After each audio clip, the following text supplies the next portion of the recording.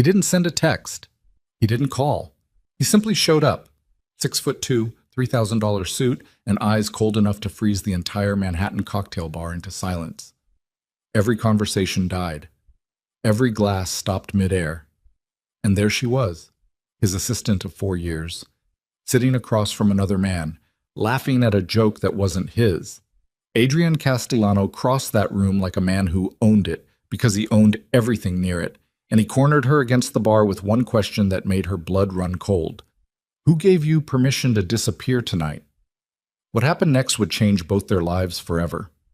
If you're watching this story for the first time, welcome.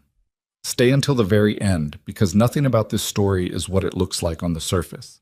Hit that like button and drop a comment telling me what city you're watching from. I want to see how far this story has traveled. Now, let's begin. The bar was called Lore and Rye, and it sat on the corner of West 52nd and 6th Avenue like it had been there since before Manhattan learned to be pretentious. Dark wood paneling, amber lighting, bartenders who remembered your drink after one visit. It was the kind of place that cost $60 for a cocktail and made you feel like the price was almost fair.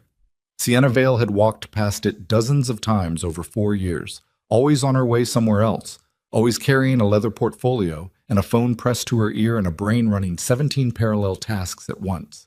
Tonight was the first time she had walked through the front door as a customer. She got there 7 minutes early because she was constitutionally incapable of being late to anything. Force of habit. 4 years of organizing Adrian Castellano's entire existence had rewired her internal clock to a level of precision that sometimes frightened her.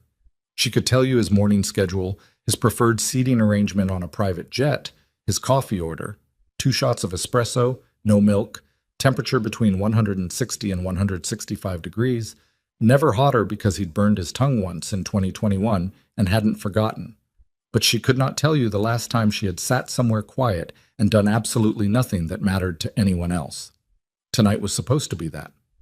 She sat at a small table near the window, ordered a gin and tonic she hadn't decided on yet when the waiter appeared, and tried to remember how to breathe like a normal person. Her dress was dark green. She'd bought it 6 months ago and never worn it. Her hair was down, which felt slightly wrong, like wearing shoes on the wrong feet. She was 31 years old and she felt slightly costumed, which was its own particular kind of embarrassing. The date's name was Marcus Webb. A friend had set it up, her co-worker Danny, who had been trying to fix her up with someone for the better part of 2 years, with the particular relentlessness of a woman who had recently gotten engaged and now viewed every single person in her life as a project. Marcus was a financial analyst at a mid-sized firm in Midtown. He was reportedly kind, reportedly funny, reportedly the kind of man who showed up when he said he would and didn't make it weird. Sienna stared at the door and told herself this was good, this was healthy, this was what living looked like. Marcus walked in 4 minutes after the hour, which already put him at a disadvantage, and she immediately hated herself for clocking it. He was pleasant looking, sandy hair, a blue blazer that fit him well, a smile that arrived on his face easily and looked genuine. He spotted her, raised a hand in that casual wave of recognition that said, "I'm not nervous at all," even though she could tell from the way he checked his collar twice that he absolutely was. "Sienna," he said, pulling out the chair across from her. "You look—" "Sorry, I'm not going to lead with a compliment. That always sounds rehearsed." "Danny told you not to, didn't she?" Sienna said. "She sent me a 3-point list of what not to say." "She sent me a 5-point list." Marcus laughed, surprised, genuine, and sat down. "Okay, that's actually kind of reassuring." It was a decent start, better than she'd expected. The waiter came, they ordered. Marcus asked her questions about her work without immediately pivoting to talk about his own, which put him ahead of roughly half the men Sienna had ever encountered in professional settings. She found herself relaxing incrementally, the knot between her shoulder blades loosening 1 millimeter at a time. She didn't talk about Adrian specifically. She rarely did. She referred to her employer as the company or the executive I support, which was vague enough to be technically truthful. She had a carefully maintained habit of not explaining Adrian Castellano to people who didn't already know who he was. Partly because it invited questions she didn't want to answer, partly because any explanation she gave immediately prompted the follow-up she hated most. What's he actually like? She never knew how to answer that honestly. Marcus was telling her about a hiking trip he'd taken to the Catskills 2 summers ago when the atmosphere inside Lore and Rye changed. It was subtle enough that Sienna almost missed it. A slight shift in the ambient sound level, the way background noise compresses when something enters a room that commands attention without trying. The bartender glanced up. The couple near the entrance turned their heads. The 2 men in suits by the far wall suddenly sat differently, straighter, their eyes moving to the door. She felt it before she saw it. Then the door opened. He didn't burst in. Adrian Castellano never burst anywhere.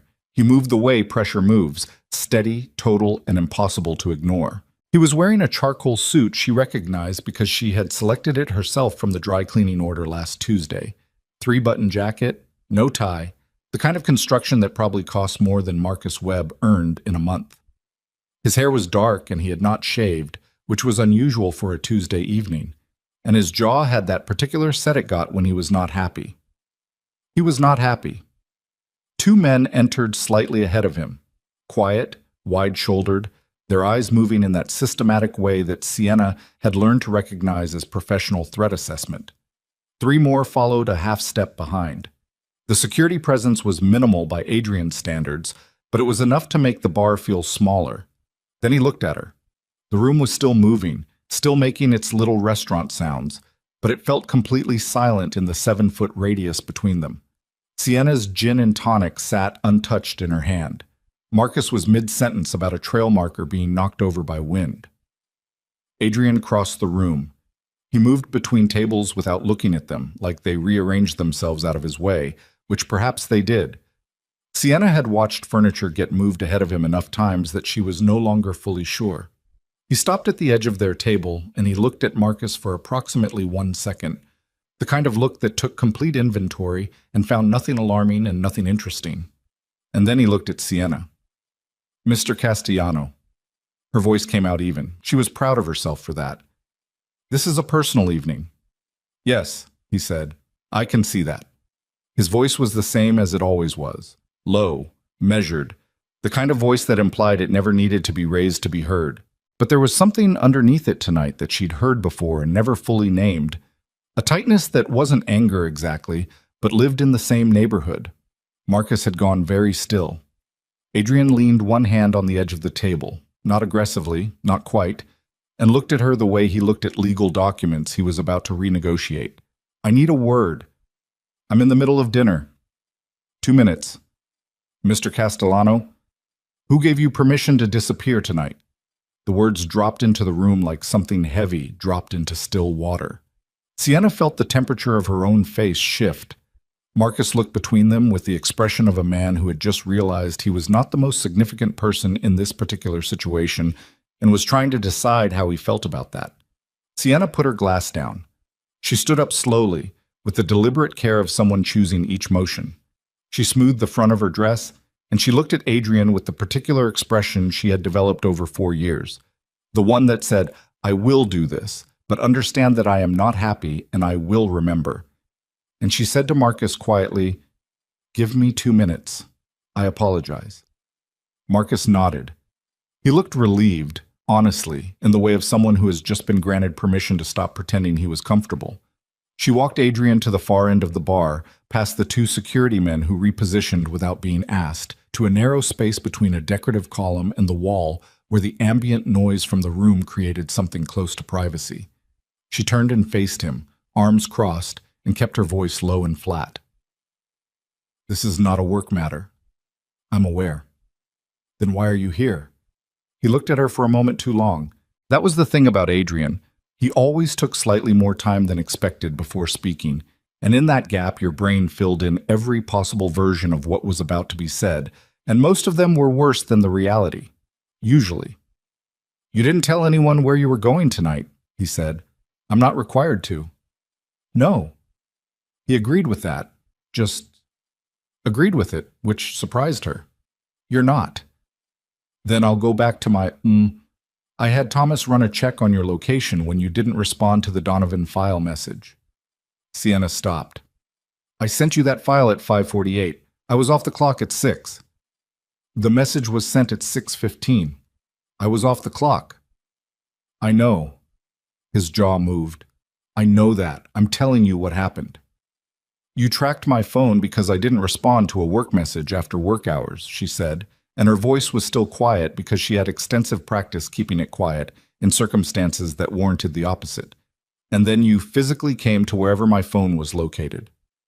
That's accurate. Adrian.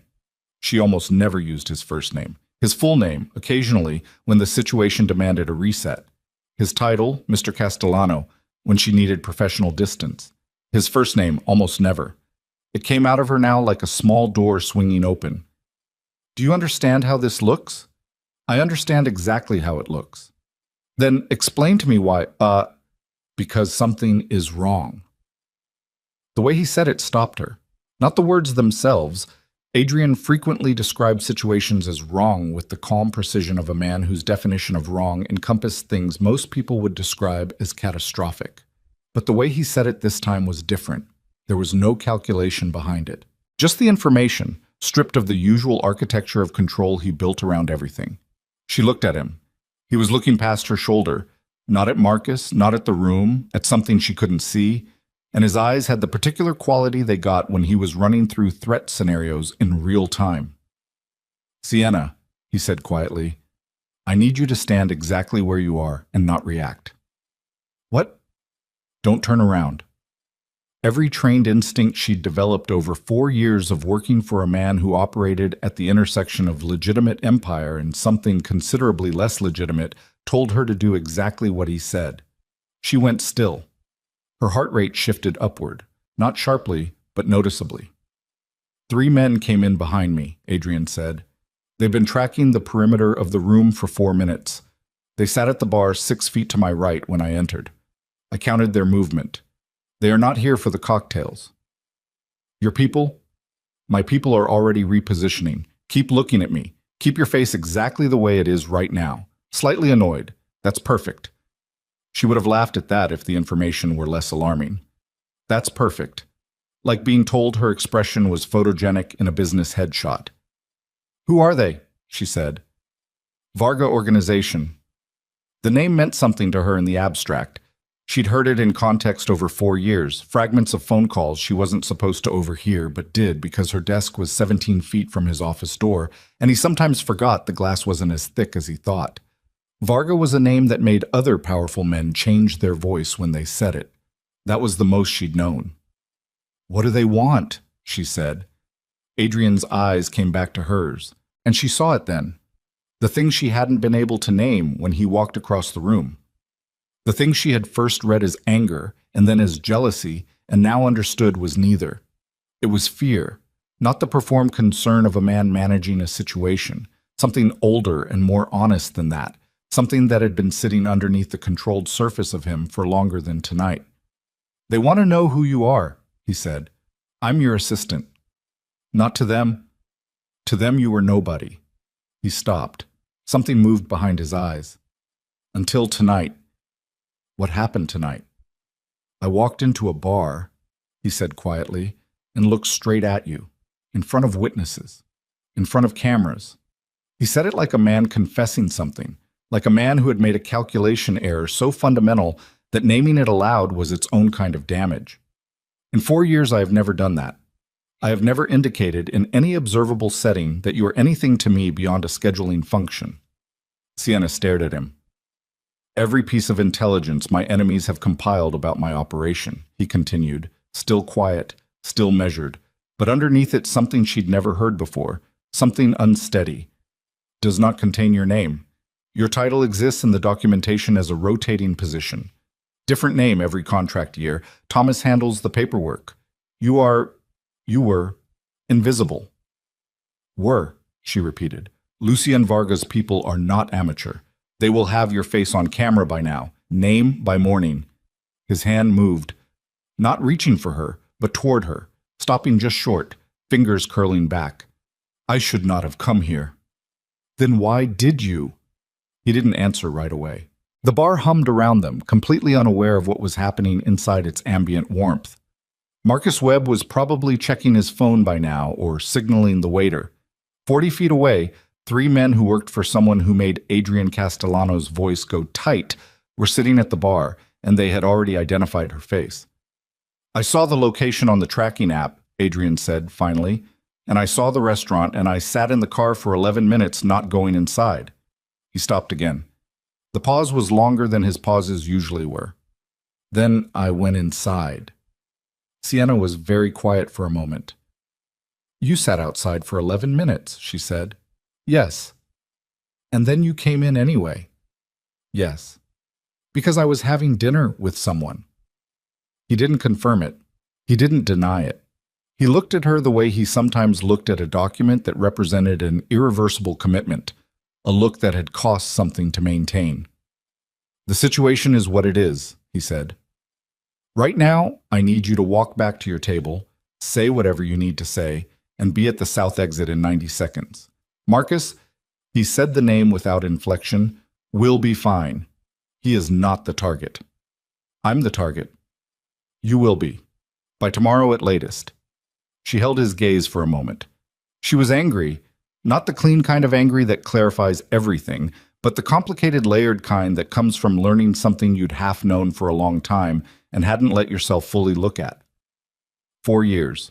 4 years of structured distance and professional exactness, and a man who had memorized her coffee order and her calendar and apparently every potential threat to her safety, and had kept her invisible from it all with the same systematic care he applied to offshore accounts and acquisition deals. 4 years of believing the distance was indifference. 90 seconds, she said. "Sienna." Something in his voice stopped her. Not a request, not an order, just her name, said in a way that was different from how he usually said it, like it cost something. "I'm sorry for this." A beat. "For all of it." She walked back to the table. Marcus looked up with the careful neutrality of a man trying very hard not to ask questions he suspected would not receive comfortable answers. Sienna sat down. She picked up her gin and tonic, and she took one sip because she needed something to do with her hands, and because she had learned over 4 years that controlled small actions and pressurized moments kept her brain from catastrophizing ahead of the available information. "I need to go," she said. Marcus nodded, slowly. "Yeah, I figured." "I'm genuinely sorry. This is not the evening I planned." "Is everything okay?" She looked at him. He had kind eyes. He had shown up almost on time. He had not led with a compliment. Under almost any other version of tonight, he might have been worth a second dinner. "I honestly don't know yet," she said. She stood, got her coat, left $40 on the table that covered more than her share, and walked toward the south exit. She did not look back at Adrian. She did not look at the 3 men at the bar. She counted her footsteps because it kept the panic organized. The south exit opened onto a side street, narrow and dim, the kind of Manhattan alley that existed primarily to move things discreetly between the front of buildings and the world behind them. An armored SUV, dark gray, no visible plates from this angle, was already there, engine running, rear door open. She stopped. The rational part of her brain, the part that had survived 4 years in close proximity to a man whose definition of a normal business day would constitute a thriller novel for most people, was processing the sequence of information calmly. Real threat, confirmed by his reaction, confirmed by 4 years of a security architecture she'd never fully understood. The other part of her brain, the part that had put on a green dress tonight and sat down across from a man named Marcus in a bar she'd always meant to visit, was noting with a cold precision that she was about to get into a car she hadn't chosen going somewhere she hadn't decided, because a man who had tracked her phone had walked into her one private evening and dismantled it with 11 words. She felt the fury of that very clearly. She got in the car anyway. Adrian got in 30 seconds later. The door closed. The SUV moved. "Where are we going?" she said. "Away from here. I'll explain everything." "You'll explain it now." "Sienna?" "Right now, Adrian, before this car goes another 3 blocks. He looked at her. In the dim interior of the moving vehicle, his expression had none of the armored quality it usually carried. He looked for a moment like a man who had been keeping something very heavy in one place for a very long time and had just been told he was no longer allowed to put it down. "Everything you've handled for me," he said quietly. "Every schedule, every communication protocol, every encrypted transfer, every meeting arrangement, every security clearance pathway, you managed all of it. You built systems around all of it." He stopped. "And I let you. Because you were exceptional at it. Because the business ran better with you than without you, and I told myself that was all it was." The SUV turned west. The city moved past the tinted windows and amber streaks. "Lucien Varga has been building a case against my organization for 14 months, Adrian continued. "He's not law enforcement. He wants leverage. He has been looking for a single point of contact, one person who has access to enough of my operation to be useful as a pressure point or an intelligence source." He looked out the window. "In 4 years he found nothing.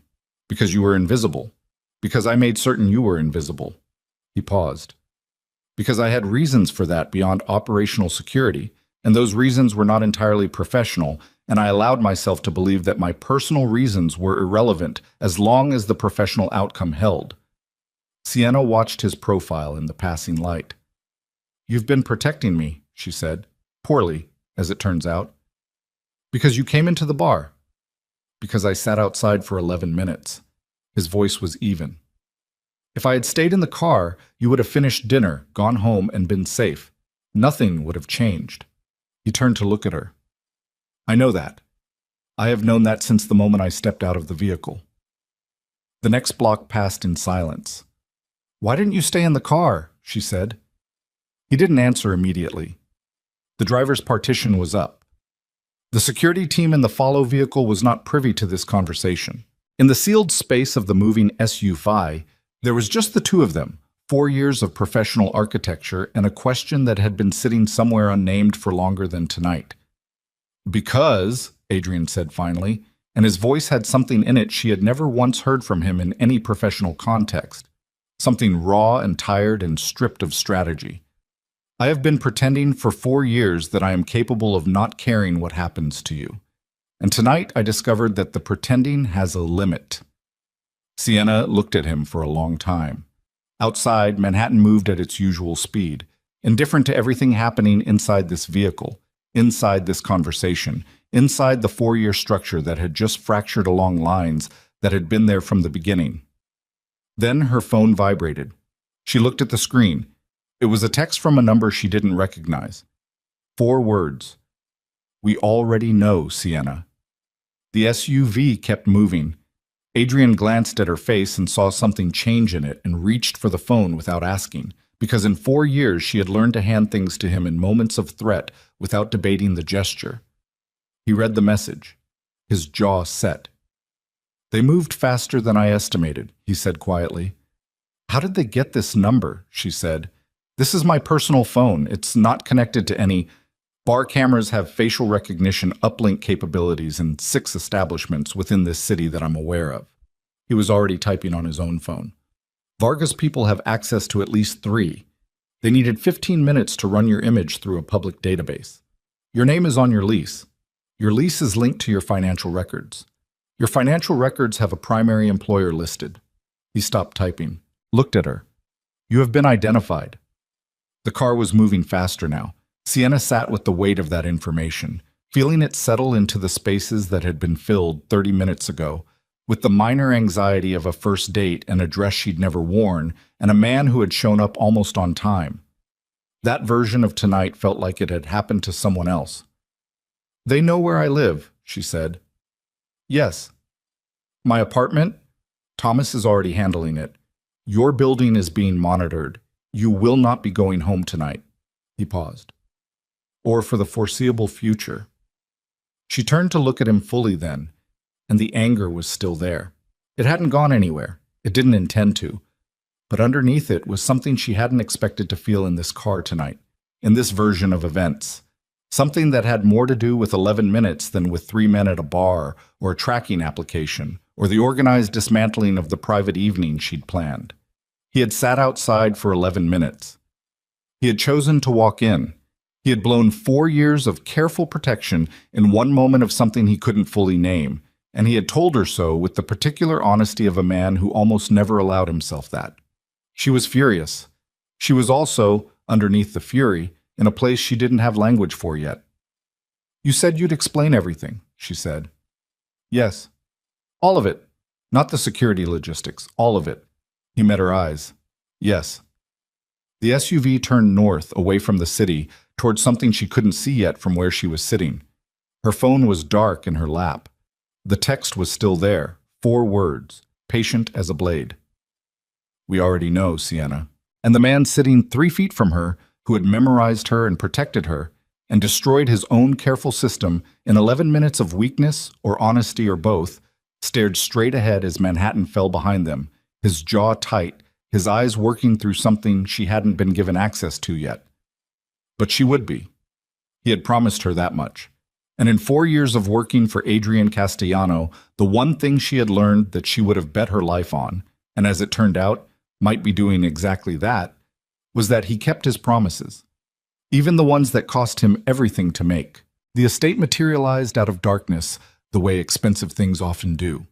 Gradually, then all at once. Sienna had lost track of time somewhere around the 40-minute mark, when the city lights thinned and the highway gave way to a 2-lane road that climbed steadily through pine and granite. She had stopped watching the window after that. Instead, she watched Adrian, who sat with his phone in one hand and made 4 calls in the space of 20 minutes, each one brief, each one delivered in the quiet, controlled cadence of a man issuing directives he fully expected to be followed.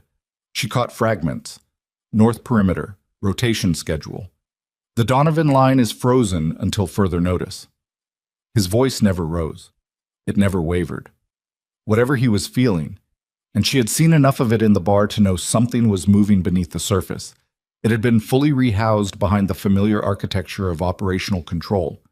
She found that almost more disturbing than the text message sitting on her phone. The SUV passed through 2 gate checkpoints before the main structure appeared in the headlights. A stone and timber building set into the mountain face like it had grown there, massive without being ostentatious, its windows throwing rectangles of amber light across a stone forecourt. Security personnel were already stationed at intervals she recognized as a specific defensive formation. Whatever Thomas had communicated ahead of their arrival had been received and acted on. She got out of the car before anyone opened her door. Small assertion of autonomy, possibly childish. She didn't care. The air was cold and sharp and carried the smell of pine resin and elevation, and it hit her like a correction, like the world insisting she was still in a body, still breathing, still a physical person in a physical location, and not just a collection of decisions being made around her. She stood on the stone forecourt for a moment and breathed it in. Adrian came around the front of the SUV and stopped a few feet away. He watched her do this, breathe, with an expression she couldn't categorize. Not impatience, not analysis, something quieter than both. "Come inside," he said. "In a minute." He didn't push it. That was one of the things that had always unsettled her about him, his capacity to wait. Most men in his position, with his level of structural authority, filled silence with more noise. Adrian went still in it. He went still now, hands in his jacket pockets, and waited while she stood on his forecourt and got her bearings in the cold mountain air. When she finally moved toward the entrance, he fell into step beside her. Not ahead, beside. She noticed that too. The interior of the estate was warmer than she expected and less imposing. She had built a version of this place in her imagination over 4 years, constructed from the sparse references Adrian made to it. "I'll be at the property this weekend. Hold all non-urgent calls." And the version she'd imagined was harder, colder, more fortress than home. The reality had stone floors covered in worn rugs and bookshelves that looked actively used, and a fireplace in the main room that someone had recently lit, the wood already settling into a steady burn. A woman appeared from a side corridor, mid-50s, silver-haired, the kind of face that had decided long ago that it was done apologizing for existing. She looked at Sienna with the neutral assessment of someone who was surprised by nothing and registered her presence with one small nod. "Margaret," Adrian said. "The East Room." "Already prepared." Margaret looked at Sienna again briefly. There's food in the kitchen. It's late, but the range is on. Then she was gone. Sienna stood in the main room with the fire and the bookshelves and the weight of everything the last 90 minutes had deposited on her, and she turned to face Adrian. Start talking, she said. He crossed to the fireplace. Didn't sit. Stood with one arm on the mantel, looking at the fire, and she recognized this position. She had seen him take it in the office sometimes, during phone calls that required him to think rather than react. It was how he organized information before releasing it. Lucien Varga, he said, took over his father's operation 8 years ago. He is smarter than his father was and more patient and significantly more dangerous because he prefers strategic leverage to direct violence. He has spent the last 14 months building a legal and criminal case against my organization simultaneously. The idea being that one of those avenues would eventually produce results. The legitimate side of my business is largely clean. The infrastructure it runs on is not. He paused. You know this. I know enough of it, Sienna said. You know more than enough of it. That's the point. He turned from the fire. Every encrypted transfer routing protocol in the financial division goes through a communication system you restructured 18 months ago. The schedule architecture you built, the one that coordinates the legal entities with the physical logistics of the less legal ones, is the single most sophisticated organizational system I have ever operated within. You built it in 11 weeks, and it has not had a critical failure in 16 months. She stared at him. You're telling me, she said slowly, that I built the backbone of your entire operation. I'm telling you that you are functionally the most operationally significant person in my organization, and that you did it while believing you were optimizing corporate scheduling and financial communications for a very demanding, legitimate businessman. He said it without flinching. I allowed you to believe that. The fire cracked. Somewhere in the building, a door closed. You used me, she said. The work you were doing was real. The compensation was accurate. The professional relationship was... You used me, she said again. Not louder. Harder. He didn't deny it. That was the worst of it. The way he stood there and let the accusation land without deflecting it, without lawyering around it. It would have been easier if he'd argued. She had 4 years of practice managing his arguments. If Varga's people get access to the systems you built, Adrian said, they can map my entire operation in 48 hours. Names, routes, financial structures, pressure points. 14 months of intelligence gathering that produced nothing becomes a complete organizational chart. Every person who works for me, including the ones who work for me without fully understanding what that means, becomes identifiable. He stopped. That includes you. I didn't know what I was building, she said. I know. That isn't an excuse for you. You know that. Yes.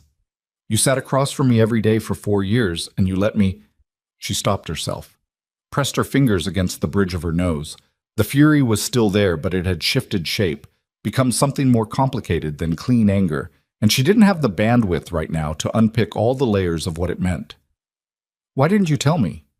Because if you knew what you were building, you would have left. You don't know that. Yes, I do. He met her eyes. Because you are one of the most morally precise people I have ever encountered. You have a line, Sienna, and it is not movable. I have watched you hold it against pressure I would not have survived professionally, and you have never compromised it once. Something moved in his expression.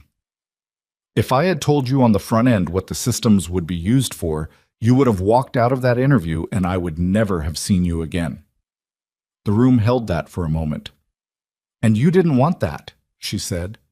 He looked at the fire again. The angle of his jaw was rigid. No, he said.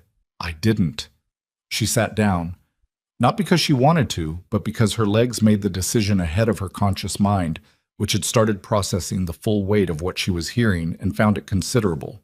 She sat in the leather chair nearest the fire and looked at the man standing 4 feet from her. This man she had organized, scheduled, anticipated, and argued with for 4 years. This man whose coffee temperature preference and risk tolerance and particular silences she knew better than she knew most people she'd chosen to know. And she tried to reconcile what she was hearing with every version of him she'd constructed and discarded over those 4 years. The protection, she said. The invisible in the documentation thing. The different name on contracts every year. Thomas handles all direct administrative contact with your financial records. Your lease was negotiated through a shell LLC that has no visible connection to any Castellano entity. Your name does not appear in any organizational chart, any security filing, any operational document. He paused. I built that system in your first month. Your first month? There was a board meeting in your third week.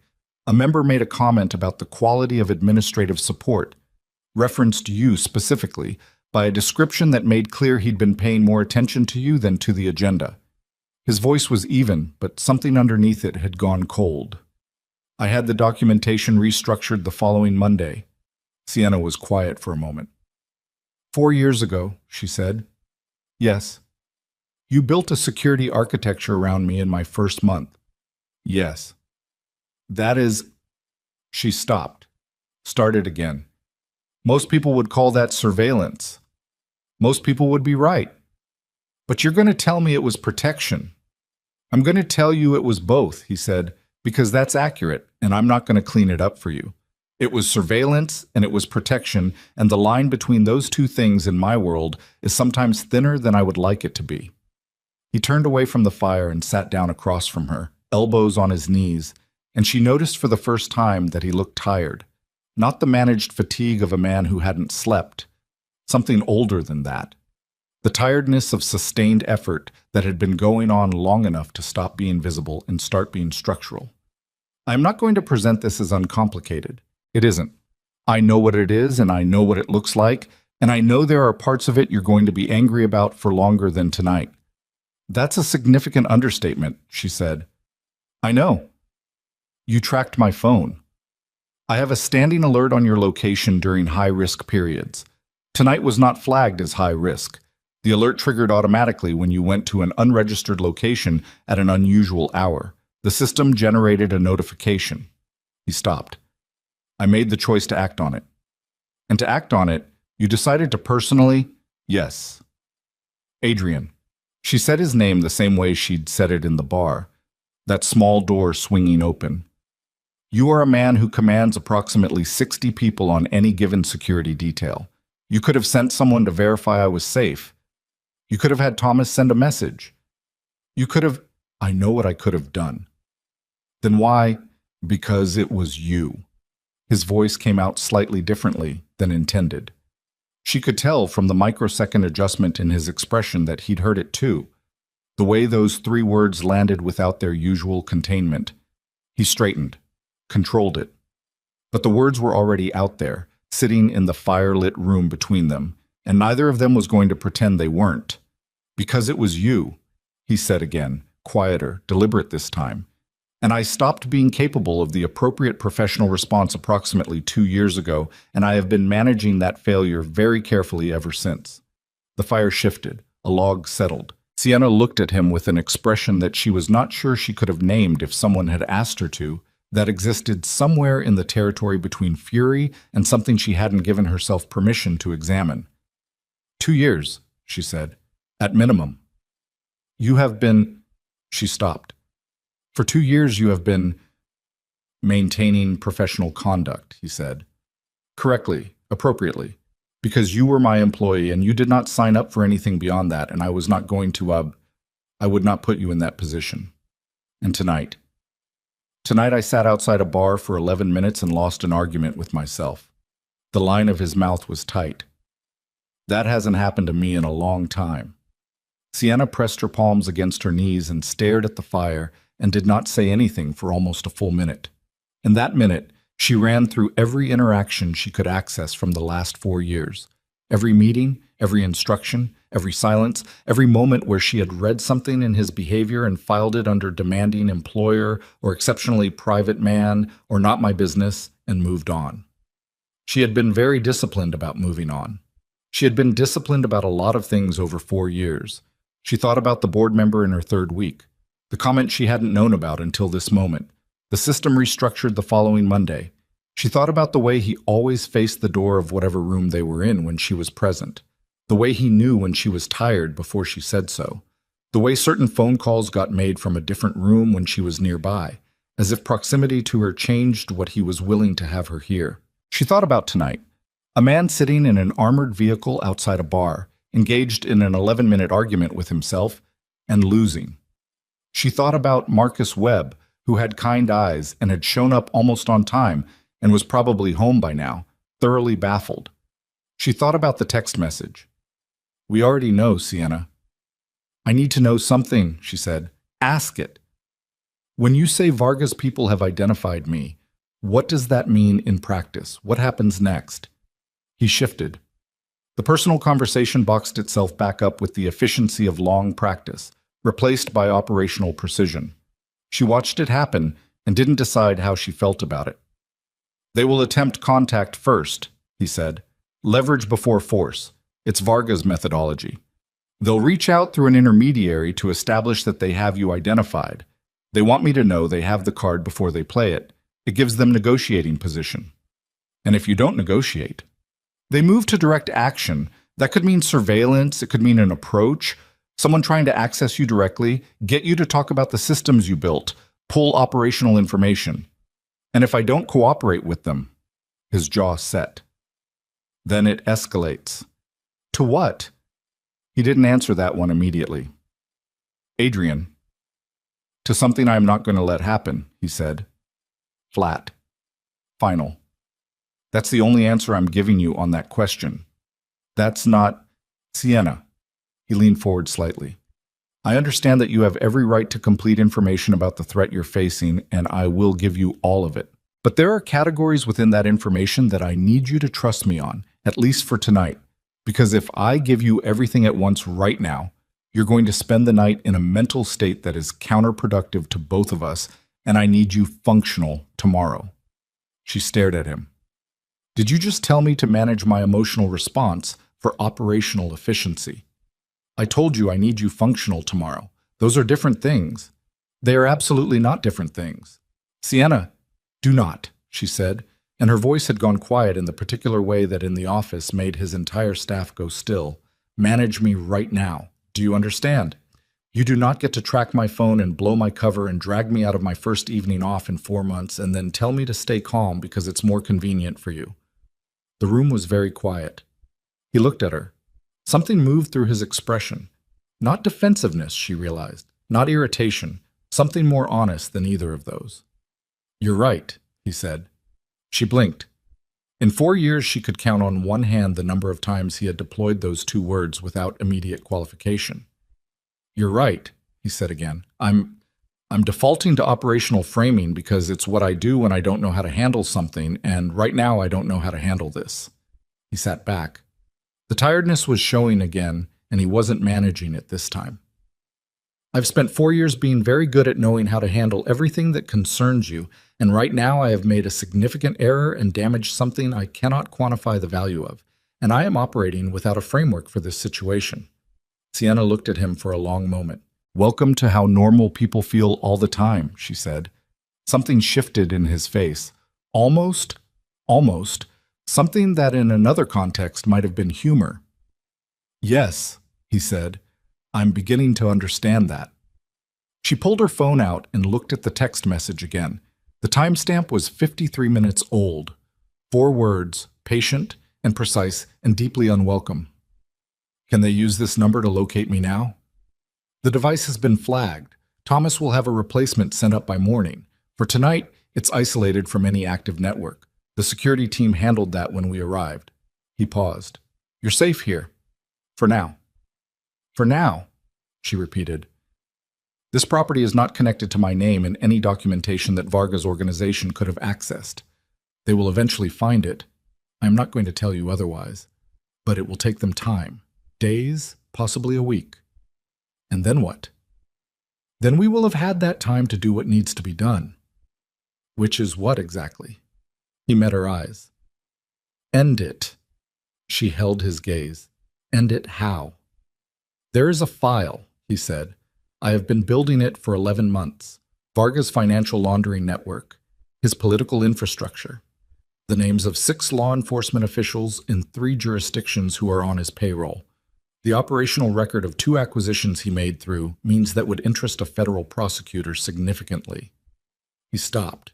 It is comprehensive enough to end him professionally, criminally, and organizationally. I have held it unused because deploying it requires revealing certain aspects of my own intelligence gathering operation that I would prefer to keep private. But the calculus changed tonight. Sienna was quiet for a moment. You were saving it. I was saving it for a situation that required it. And tonight is that situation. Tonight is that situation, he confirmed.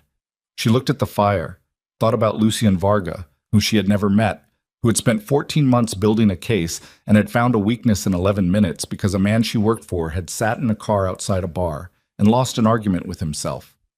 Thought about the systems she'd built. 11 weeks of work she'd been proud of, genuinely proud of, the kind of satisfaction that comes from taking something chaotic and making it elegant and efficient. Turns out she'd been solving the wrong problem, or the right problem for the wrong people, or something in between that she wasn't sure she had language for yet. I need to ask you something, she said. Ask it. The work I did, the systems, did any of it facilitate anything that hurt someone? The question sat between them. Adrian looked at her with the particular attention he gave things that mattered. He didn't answer immediately, which in another context would have alarmed her. In this context, she read it as the opposite of evasion, as someone taking the question seriously enough not to answer it carelessly. The financial transfers that your routing system optimized include capital flows from operations that are illegal under federal statute, he said. Those operations are trafficking of a financial nature, not people. He said the last two words with a specificity that felt deliberate. I have never operated in those categories. I have lines. Financial trafficking that funds what? Primarily enforcement infrastructure and political access. He paused. The people who use my transfer systems are not good people. I will not tell you they are. The money that passes through structures you helped build comes from sources that would not survive daylight. I knew that when I let you build those structures, you didn't. He held her gaze. That is my responsibility, not yours. That's not as comforting as you think it is, she said. I know. I built the pipes, and the pipes carried whatever someone decided to put in them. Yes. And you decided what went in them. Yes. She pressed her hands against her face for a moment, breathed, took stock of what was in her body.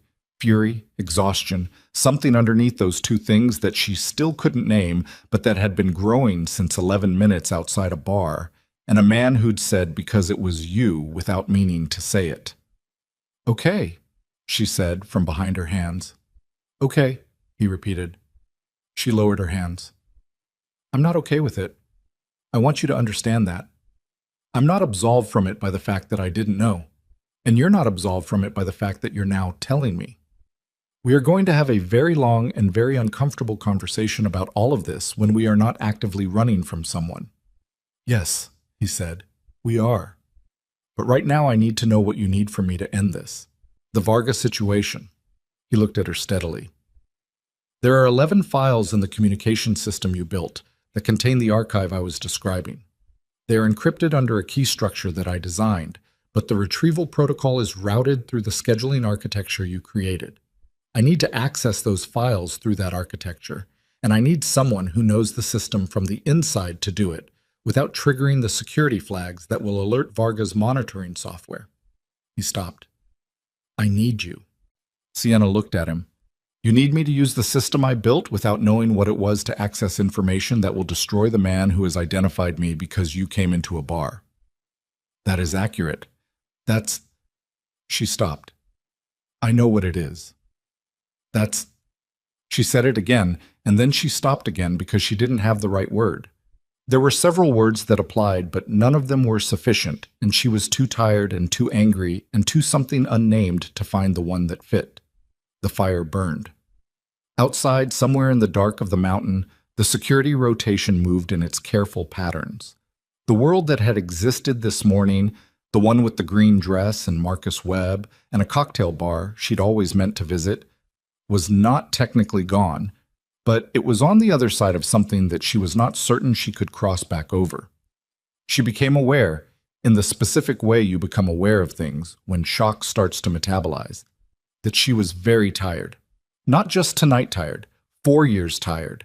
The kind of tired that accumulates when you spend a long time being excellent at something that costs more than you charge for it. I need to sleep, she said. Adrian nodded. He stood. Margaret will show you the East Room. There are clothes. He stopped. Started again with slightly less smoothness than usual. There are appropriate clothes in the room. Margaret keeps the guest room stocked. It's not another small stop. They're not yours. I didn't think they were mine, she said. Something moved in his expression that he shut down quickly. She stood, moved toward the door, stopped. Adrian. He waited. When you said you stopped being capable of the appropriate professional response 2 years ago, she didn't turn around. What changed 2 years ago? The fire settled. A beat of silence. You had pneumonia, he said. February. You were out for 6 days, and He stopped. I functioned. Everything ran. Thomas covered what needed covering, but The sentence didn't complete itself. I had a week to understand the difference between the work you do and another stop. And everything else. She stood in the doorway for a moment. Good night, Adrian, she said. Good night. She walked down the stone corridor toward the East Room, and behind her the fire burned on in a room where a man who had spent 4 years managing the distance between what he was and what he couldn't stop being stood alone with the weight of an 11-minute decision and its consequences, which had only just begun. She found the East Room and found the clothes, a soft set, gray, folded with the precision of someone who took that kind of thing seriously. She sat on the edge of the bed for a moment before changing, and she looked at her phone, which was useless and dark, and sitting on the nightstand like an artifact from 3 hours ago when she'd been a woman on a first date in a green dress with the smallest possible ambitions for the evening. She thought about what he'd said. February, 6 days. The difference between the work you do and everything else. She thought about the system she'd built without knowing what she was building. She thought about Lucien Varga, whose name she'd heard in corridor fragments, who had spent 14 months looking for a pressure point and had found one in 11 minutes because a man had lost an argument with himself in the front seat of an armored vehicle. She thought about because it was you. She was still thinking when sleep finally made the decision for her, pulling her under with the unceremonious efficiency of a body that had exceeded its operating threshold. She did not dream about the bar. She did not dream about Adrian. She dreamed about the system she'd built, the elegant scheduling architecture, the clean routing protocols, the efficient structures she had been so quietly proud of. She dreamed about walking through it like a building, room by room, opening doors. And behind every door she opened, she found something she hadn't put there. She woke at 4 a.m. to the sound of a door closing somewhere in the building. Controlled, not urgent, just the sound of someone moving through a place at an hour when stillness is the default. Then she heard Adrian's voice through the stone wall, low and tight, in a way it hadn't been in the main room. She couldn't make out words, but she could make out the tone. And in 4 years she had only heard that tone in his voice once before. On a phone call she'd accidentally heard through an imperfectly closed office door during a negotiation she'd been told never happened. The tone of a man who had just learned something he had been afraid of learning. She sat up in the dark room and listened to the silence after his voice stopped. And the silence had a quality to it, a particular density, that told her whatever had just been said through that wall had changed the shape of the next 12 hours. She reached for her dead phone out of pure reflex and felt the absence of it like a missing handhold. In the corridor outside, footsteps moved toward her door. Deliberate, not hurried, but not the measured pace of a man with time to waste, and stopped. A knock. 2. Controlled. Sienna. His voice through the door had that quality again, the stripped-down version. I need you awake. Now. She was already standing. What happened? She said. A beat of silence through the door. Varga's people found the estate, he said. We have approximately 4 hours. She stood in the dark room in borrowed gray clothes, 4 hours of sleep in her body, and 4 years of something unnamed settling into something she couldn't walk back from, and she understood, with the clean certainty of a person who has just reached a threshold, that this was the moment everything changed direction. Not in the bar, not in the SUV, not in front of the fire. Now, in the dark, with 4 hours on the clock, and a man's voice through a stone door, and no version of any plan she had ever made for her life that had accounted for any of this. "I'll be ready in 5 minutes," she said. She was dressed in 4 minutes and 40 seconds, not because she was trying to beat her own estimate, because her hands moved with the automatic efficiency of a person whose body had decided, somewhere between the knock and the first button, that there was no longer any bandwidth available for hesitation. She splashed cold water on her face at the sink in the East Room's attached bathroom and looked at herself in the mirror for exactly as long as it took to confirm she was still a coherent person, and then she stopped looking and went to the door. Adrian was in the corridor. He was in different clothes than the night before, dark, practical, the kind of thing that didn't advertise itself, and he had a phone in each hand, which she had never seen before. In 4 years, she had never seen him hold 2 phones simultaneously. The sight of it reorganized her threat assessment faster than anything he could have said. "Talk while we move," he said, already turning. She fell into step beside him. The estate, which had felt warm and amber-lit and almost approachably human 6 hours ago, had transformed in the night into something more accurately itself, a security installation wearing the costume of a home. Lights were on in rooms that had been dark. Personnel she hadn't seen on arrival were now visible at corridor intersections, their positions suggesting a specific defensive geometry she recognized from security protocols she had typed into scheduling documents without fully processing what they described. "How did they find it?" she said. "That's the question." His jaw was doing the thing, the tight horizontal line of it. "This property is documented under a 4th-tier LLC structure that has no visible connection to any Castellano entity. The last full property audit was 14 months ago and returned clean. But someone accessed the documentation." He turned a corner without slowing. "The access log on the holding company's records shows an inquiry made at 2:47 this morning. The inquiry was made through a legitimate legal database using credentials belonging to a compliance attorney in the Donovan Group's external counsel." Sienna processed this. "The Donovan Group is my largest legitimate acquisition this year. The legal process is ongoing. External counsel has database access through the deal structure." He stopped at a door at the far end of the corridor and looked at her. "Someone inside that deal used legitimate access to find this property." "Someone inside the deal," she said, "or someone who compromised someone inside the deal. Or both." He pushed the door open. Beyond it was a room she hadn't seen the night before. Large, functional, the kind of space that didn't apologize for what it was. 2 long tables, multiple screens, 3 people she didn't recognize working at stations. The wall opposite the door had a topographic display of the mountain property and its surrounding terrain, with position markers she understood immediately as personnel locations. Thomas was there. Sienna had met Thomas Reyes in her first week, a compact, precise man in his early 40s who functioned as Adrian's operational right hand in all the ways that didn't appear on any organizational chart.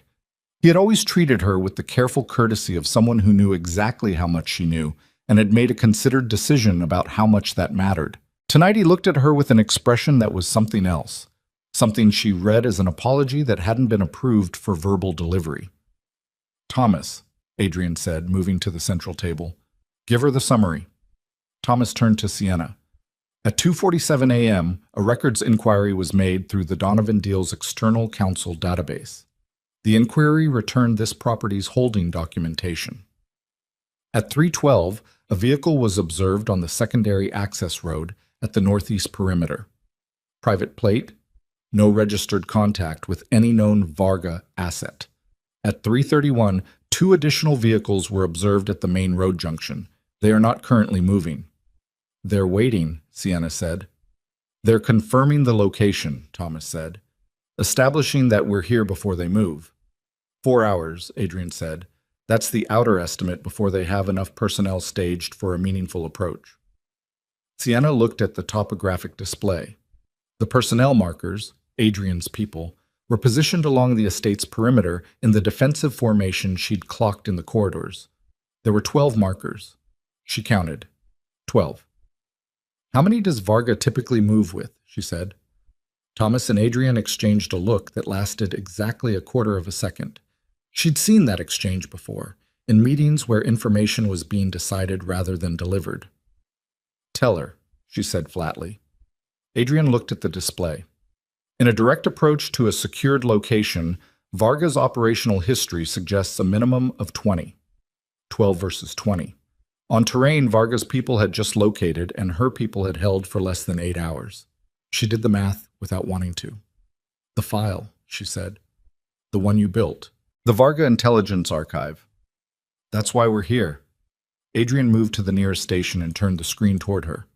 She recognized the interface immediately. It was the scheduling architecture she'd built, skinned differently but structurally identical, the same logic trees and routing protocols she'd spent 11 weeks designing. Looking at it now, knowing what she knew, produced a sensation she didn't have a word for. Not quite revulsion. Something more complicated than that, like seeing a photograph of yourself doing something you didn't remember doing. The archive is in 11 encrypted partitions routed through this system. The retrieval key is a 17-character alphanumeric that I hold, but the extraction protocol, the pathway through the system that pulls the files without triggering Varga's monitoring software, runs through the scheduling architecture, which I built, which you know better than anyone alive. He looked at her steadily. "I need you to run the extraction. I'll provide the key. You navigate the system." She looked at the screen for a moment, the familiar architecture, the logic she'd constructed from scratch over 11 weeks, proud of its elegance, proud of its efficiency, not knowing what the efficiency was serving. "If I do this," she said, "if I run this extraction and it works, what happens to the file?" "It goes to 4 recipients simultaneously. A federal prosecutor in the Southern District, a journalist at a publication whose editor I trust, an international oversight body whose brief includes cross-border financial crime, and a copy to an attorney whose instructions are to deploy it in the event of any adverse outcome to this situation. You've had this planned. For 11 months. I was waiting for a trigger condition." "I'm the trigger condition," she said. He didn't answer that. He didn't need to. She pulled the chair from the station and sat down. The screen was familiar and alien simultaneously. She put her hands on the keyboard, and they went to the right positions automatically, muscle memory from thousands of hours, and she hated that a little, hated that her body knew the system so well and had never once questioned what it was actually part of. "Give me 10 minutes to map the retrieval path," she said. "Then give me the key and we'll run it." Thomas stepped back. The other personnel in the room redirected their attention with the practiced tact of people who had learned when not to observe. Adrian remained where he was, close enough to be present, far enough to give her the space the work required. She was 4 minutes into the mapping when the first alert hit. Not on her screen, on the topographic display. One of the perimeter markers shifted, a personnel position, moving in a direction that didn't correspond to a rotation pattern. Thomas said sharply, "East perimeter. Kowalski has moved off-grid." Adrian had his phone to his ear before Thomas finished the sentence. "Kowalski."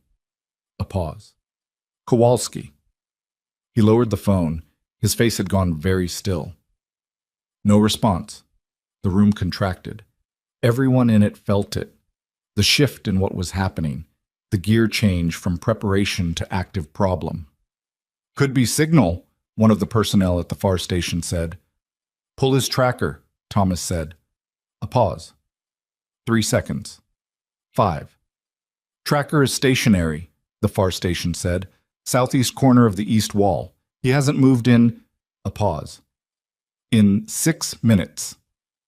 6 minutes was too long for a personnel halt in a rotation pattern. Every person in the room knew this. Nobody said it. "Send Reyes and Callahan to the east wall," Adrian said. Not loudly, with the specific quietness that meant the instruction was not a suggestion. 2 of the personnel moved immediately. Sienna kept her hands on the keyboard, kept working. The retrieval path was taking shape on her screen. She could see the logic of it, the route through the system's architecture that would reach the 11 encrypted partitions without setting off the monitoring flags. She had built this system with redundancies, with fail-safes, with a dozen small features designed to prevent unauthorized access.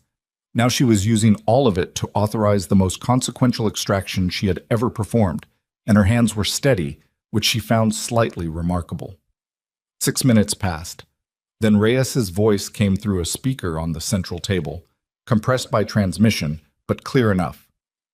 "East wall, he's down. Somebody get medical." Adrian's expression didn't change. That was the most frightening part. The complete absence of surprise. "Varga moved up the timeline," Thomas said. "How far?" Adrian said. "If they've already breached the outer perimeter—" Thomas didn't finish that sentence. "They haven't breached," Adrian said.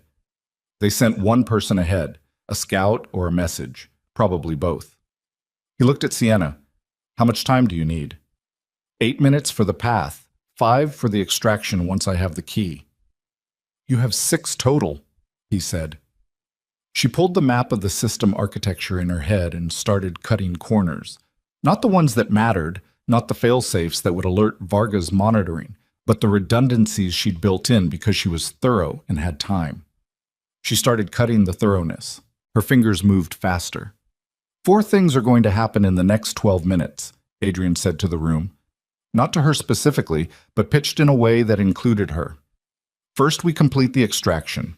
Second, the file goes to its recipients. Third, we move Sienna to the secondary vehicle and take the north route. Fourth, he stopped, looked at the topographic display for a moment. Fourth, I'm going to make a phone call. To who? Thomas said. Lucien. The room went quiet. Not the silence of people who were surprised, the silence of people who had considered this possibility and were now watching it become real. You call him now, Thomas said carefully, before the file is deployed, and you tip him that we have it. I call him now, Adrian said, and I tell him the file is already gone, already with its recipients, and that anything that happens to anyone at this property in the next 12 minutes becomes part of the public record that's already moving. And if he doesn't believe you, he'll believe me. Adrian said it without arrogance, with the specific certainty of a man who had been reading Lucien Varga for long enough to know the topography of his calculations. Because it's what he would do. Sienna's hands kept moving on the keyboard. 8 minutes of work in 5. She could feel the architecture of the system the way you can feel the layout of a room you've lived in. Not by looking, but by knowing. She moved through it by knowing. She was 90 seconds from the retrieval point when Thomas said, Sienna. Something in his voice made her stop. She looked up. Thomas was looking at his screen with an expression that had gone wrong. Not operationally wrong, personally wrong. The kind of expression that precedes information that changes the shape of the room. What? She said. He looked at Adrian first, that was the tell. The fact that he looked at Adrian first and that Adrian met his eyes, and that in the fraction of a second between Thomas looking and Thomas speaking, she saw something pass between the two men. Something that had the quality of a thing that had been known and held and not delivered. The monitoring alert, Thomas said. The one that flagged when Varga's people accessed the property documentation at 247. Yes, she said. The access was made through the Donovan External Counsel database. He stopped. We've just pulled the full access log. The credentials that were used. Thomas, Adrian said. Quietly. She needs to know, Thomas said. It wasn't a challenge. It was a man who had decided something. Adrian was silent. Thomas looked at Sienna. The credentials used to access the property documentation belong to the Donovan Deals External Counsel. But the specific query, the search terms, the navigation path through the database, match a retrieval pattern that we've seen before. He brought something up on his screen and turned it toward her. It matches the retrieval pattern from your scheduling system, the same system you built. Someone used the logic of your architecture to construct the search. She stared at the screen. Someone who knew the system, she said. Someone who knew it from the inside, Thomas said. The pattern is too specific to be coincidence. This wasn't Varga's people stumbling onto the right query.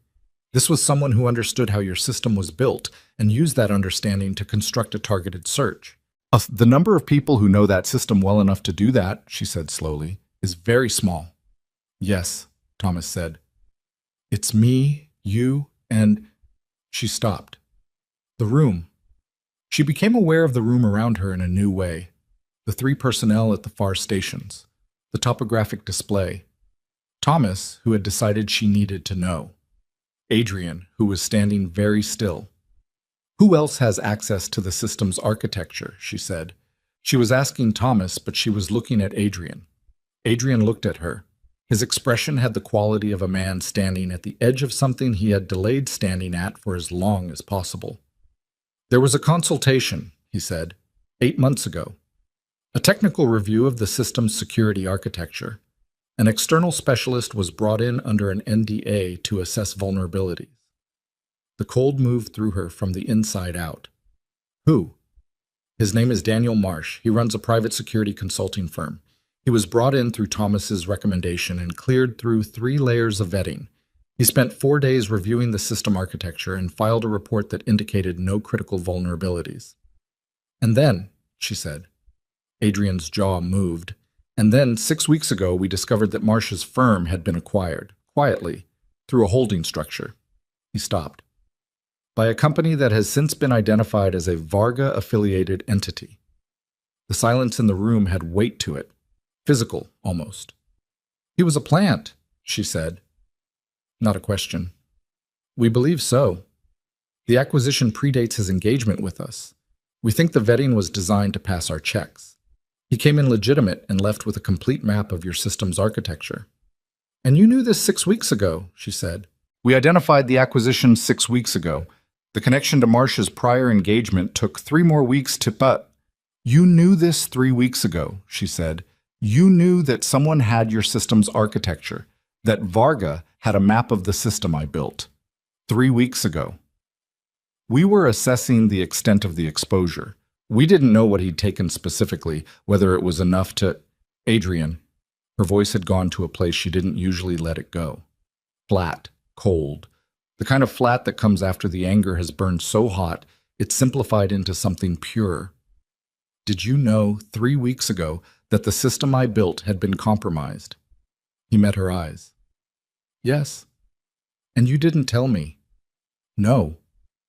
I have been sitting in that office, in that chair, running that system, for 3 weeks since you found out that someone had a map of it. Running it, using it, operating inside a compromised structure that I built, and you told me nothing. The assessment was that the day-to-day operation presented minimal additional risk if... Stop. She said it like a door closing. Stop managing the language. You made a decision 3 weeks ago that I didn't need to know my own work had been compromised, that I didn't need to know the thing I built every day had a hole in it that Varga's people cut. You decided that for me. Yes, he said. I did. Like you decided I didn't need to know what I was building. That's not the same. It is exactly the same. You have been deciding what I know about my own work and my own safety for 4 years and dressing it up as protection. And it is not protection, Adrian. It is control. It looks like protection and it functions like control, and I have been too busy being useful to notice the difference. The room was very still. No one at the far stations was pretending to work anymore. Adrian didn't argue. He didn't qualify. He stood with the full weight of what she'd said, and he didn't move away from it. And she had enough clarity, even through the cold fury, to note that a lesser man would have. You're right, he said. I know I am. And I have no defense that isn't an explanation, and I know the difference between those two things, and you deserve better than explanations right now. I need to finish the extraction, she said. Her voice had gone flat with the particular flatness of a person who has located the task because the task is the only thing in the room they trust right now. She turned back to the keyboard. Give me 4 minutes, then give me the key. Nobody spoke. She worked. The retrieval path resolved in 3 minutes and 40 seconds. She sat back and looked at it. The pathway through her own architecture, the route to the 11 encrypted partitions. It was clean. It was correct. It would work. The key, she said. Adrian came to stand beside her. He didn't sit. He looked at the screen for a moment, then he read it aloud. 17 characters, alphanumeric, precise. She entered it as he spoke. Her fingers didn't hesitate. She hit the retrieval command. The system processed for 11 seconds. Then the screen showed 11 files, decrypted, queued for transmission. She looked at them. 14 months of intelligence, names and numbers and routing structures and documented crimes, enough to end Lucian Varga's operation permanently if the right people received it. "Send it," Adrian said. She sent it. 4 simultaneous transmissions. The system logged them. Timestamp 4:47 a.m. Recipients confirmed. The screen cleared. Sienna stared at the blank screen for a moment. "It's done," she said. "Yes," Thomas said from the other side of the room. Adrian moved immediately. "North vehicles. Thomas, initiate the call. I want Lucien's line in the next 3 minutes." He was already moving toward the door, and then he stopped, turned, looked at Sienna with something that was not strategy or operation or management. "Can you walk?" "I can always walk," she said. They moved through the estate toward the north exit, Sienna and Adrian and Thomas and 2 of the personnel, and behind them the remaining security team held its positions, and the topographic display tracked its markers, and the mountain outside held its cold dark with total indifference to everything happening inside it. The north vehicles were armored, smaller than the SUVs from Manhattan, built for terrain rather than appearance. Thomas was on his phone, rapid and quiet. One of the personnel had the north door open. Cold air hit her face again. The same pine and granite and elevation. The same insistence that she was still a body in a world that had physical laws. "Before we get in the car," she said. Adrian stopped. "Is there anything else?" she said. "Is there anything else you've decided I don't need to know? Because I need you to understand something right now clearly. If there is something else and I find out about it after we get in that car, there is nothing you can do or say that will—" "Daniel Marsh is not the only person who had access to the system's architecture," he said. She stopped breathing. "There is one other person," he said. "One other person who was given a partial architectural review for the purposes of a contingency plan that I built 18 months ago. A contingency plan that was designed to operate if I was ever incapacitated, and the system needed to be accessed by someone with operational authority who was not me." "Who?" she said. His expression had something in it she had never seen before and would not have had a word for 24 hours ago, but could name now precisely. It was the look of a man who has reached the thing he was most afraid to say. "Victor Hale," he said. The name went through her like cold water. Victor Hale was Adrian's second in command. She had met him twice in 4 years. Brief meetings, formal, the kind where everyone in the room is performing a version of themselves for an audience. A tall man, silver-templed, with the polished manners of someone who had learned them late in life and wore them with the slight self-consciousness of an acquired quality. She had filed his name in her mental architecture under senior internal leadership, limited direct contact, and left it there. "Victor Hale," she said. "Yes." "Who is—" She stopped. He has run my organization's operational logistics for 7 years. He has access to financial structures, personnel records, and strategic planning at a level that only Thomas and I share." Adrian's voice was even, deliberately even, the kind of even that is built out of controlled breathing. "And 18 months ago, I gave him a partial architectural map of your system as part of a contingency protocol." 18 months ago, she said. "And Marsh's engagement was 8 months ago." "Yes." "And the Donovan deal that Marsh accessed through— when did that deal begin?" A pause. 9 months ago." "Victor Hale has been with your organization for 7 years, she said slowly. "He has operational access to everything. You gave him partial architectural access to my system 18 months ago. 8 months ago, a consultant with a partial system map got access to your deal pipeline." She stopped. "Did you vet Victor Hale in the last 18 months? We have ongoing vetting protocols for all senior— Did you personally review his vetting in the last 18 months? The pause was a fraction too long. "No," he said. "Who oversaw his vetting review?" Silence. She looked at him. She watched the answer arrive in his expression before it arrived in words, the same way she'd watched him understand things in meetings.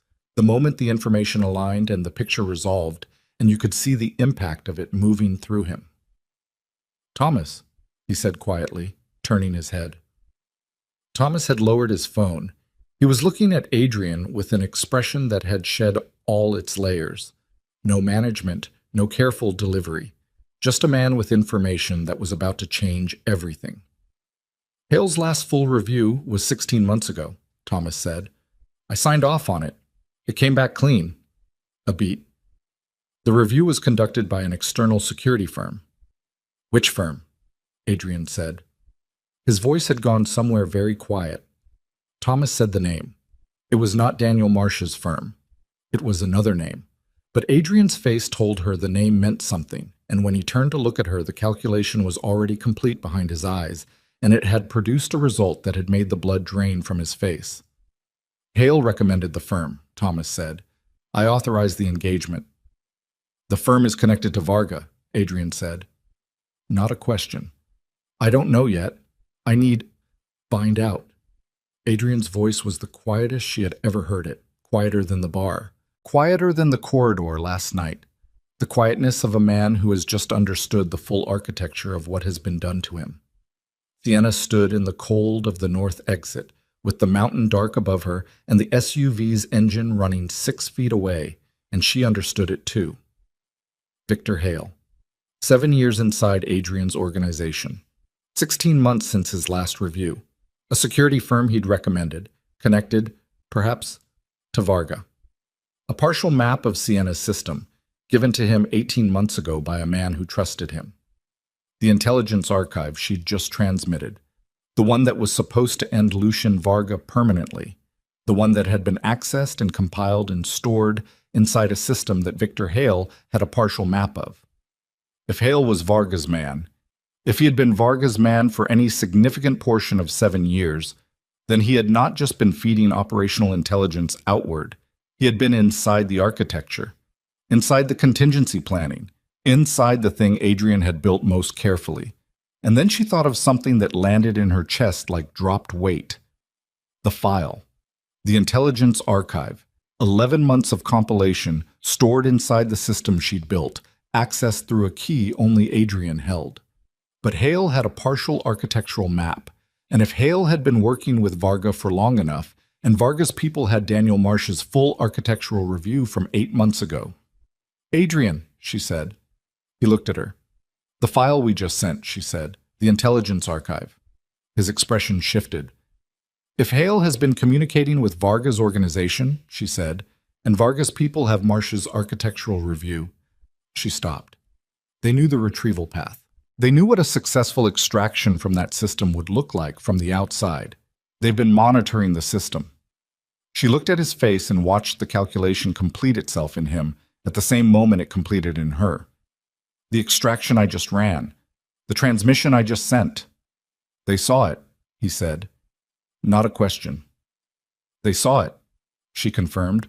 All 11 files, the recipients, the timestamp, everything. They have the same intelligence we just transmitted, Thomas said from behind them. Very quietly. The 4-hour window, the vehicles staged on the access roads. The scouts sent to the east perimeter as a message or a test. None of it was Varga arriving unprepared for a direct confrontation. All of it was Varga arriving to see whether they would run the extraction. Because the extraction itself, the moment they pulled the file and sent it, told Varga everything he needed to know about what Adrian had on him and who had received it. And if Varga's people were monitoring with Marsh's architectural map, they hadn't just seen the transmission. They'd intercepted it. Sienna stood in the cold and felt the shape of it settle into something irreversible. The file was gone. The recipients were real. She believed that. But Varga now knew the file existed, knew its contents in general, knew who had received it, and had 4 hours to reach those recipients before the information became actionable. A federal prosecutor, a journalist, an oversight body, an attorney. 4 people who had just received documentation implicating Lucien Varga in federal crimes. And Varga now knew exactly who they were. He's not coming for you, she said to Adrian, and her voice was very steady in a way that frightened her slightly. He's not here for me. The pressure point, he already used it. He used it to get you to run the extraction. He used me to get you to show him the file. Adrian looked at her.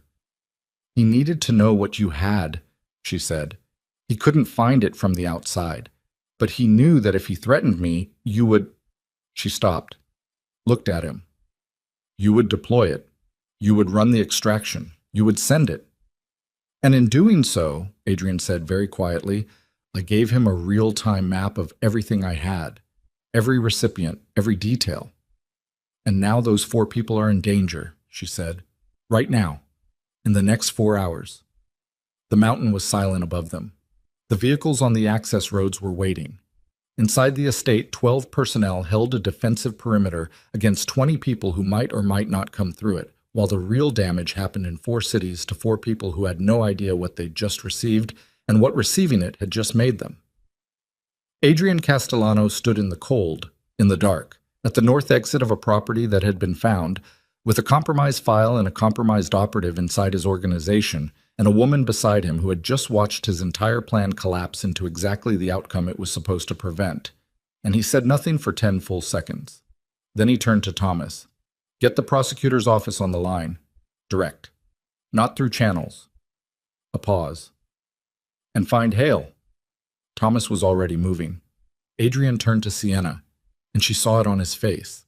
Not the controlled operational mask, not the managed distance, not the man who had spent 4 years maintaining 11 minutes of discipline. Just the face underneath all of it. The face of a man who had protected everything carefully and had it taken apart anyway, and who was looking at her because she was the only fixed point left in the room. I need you to tell me, he said quietly, that you still have something left. She looked at him for a long moment. Outside, somewhere on the access road, a vehicle engine turned over. The 4 hours, it turned out, had been an optimistic estimate. The vehicle engine on the access road didn't move closer. It just idled, sitting out there in the dark like a held breath, like something that had decided to make its presence known without yet committing to what that presence meant. Sienna heard it clearly in the cold air of the north exit, a low mechanical pulse, patient and deliberate. And she understood it the same way she'd understood everything else in the last 6 hours, as information, as a choice being communicated, as Lucien Varga conducting a conversation without words. He wasn't rushing. That was the point. He had 4 hours and he knew it, and he was letting them know he knew it. Inside, Yeats, Adrian said. They moved back into the estate. The north door closed. The cold stayed outside, but the weight of it came with them. The operations room had changed in the 3 minutes they'd been gone. Thomas had 2 phones active simultaneously and was speaking into one with the focused velocity of someone delivering information that can't be slowed down. One of the personnel at the far station had a tactical map up that Sienna hadn't seen before. Street level, Manhattan, with 4 marked locations she recognized immediately as the recipients of the transmitted file.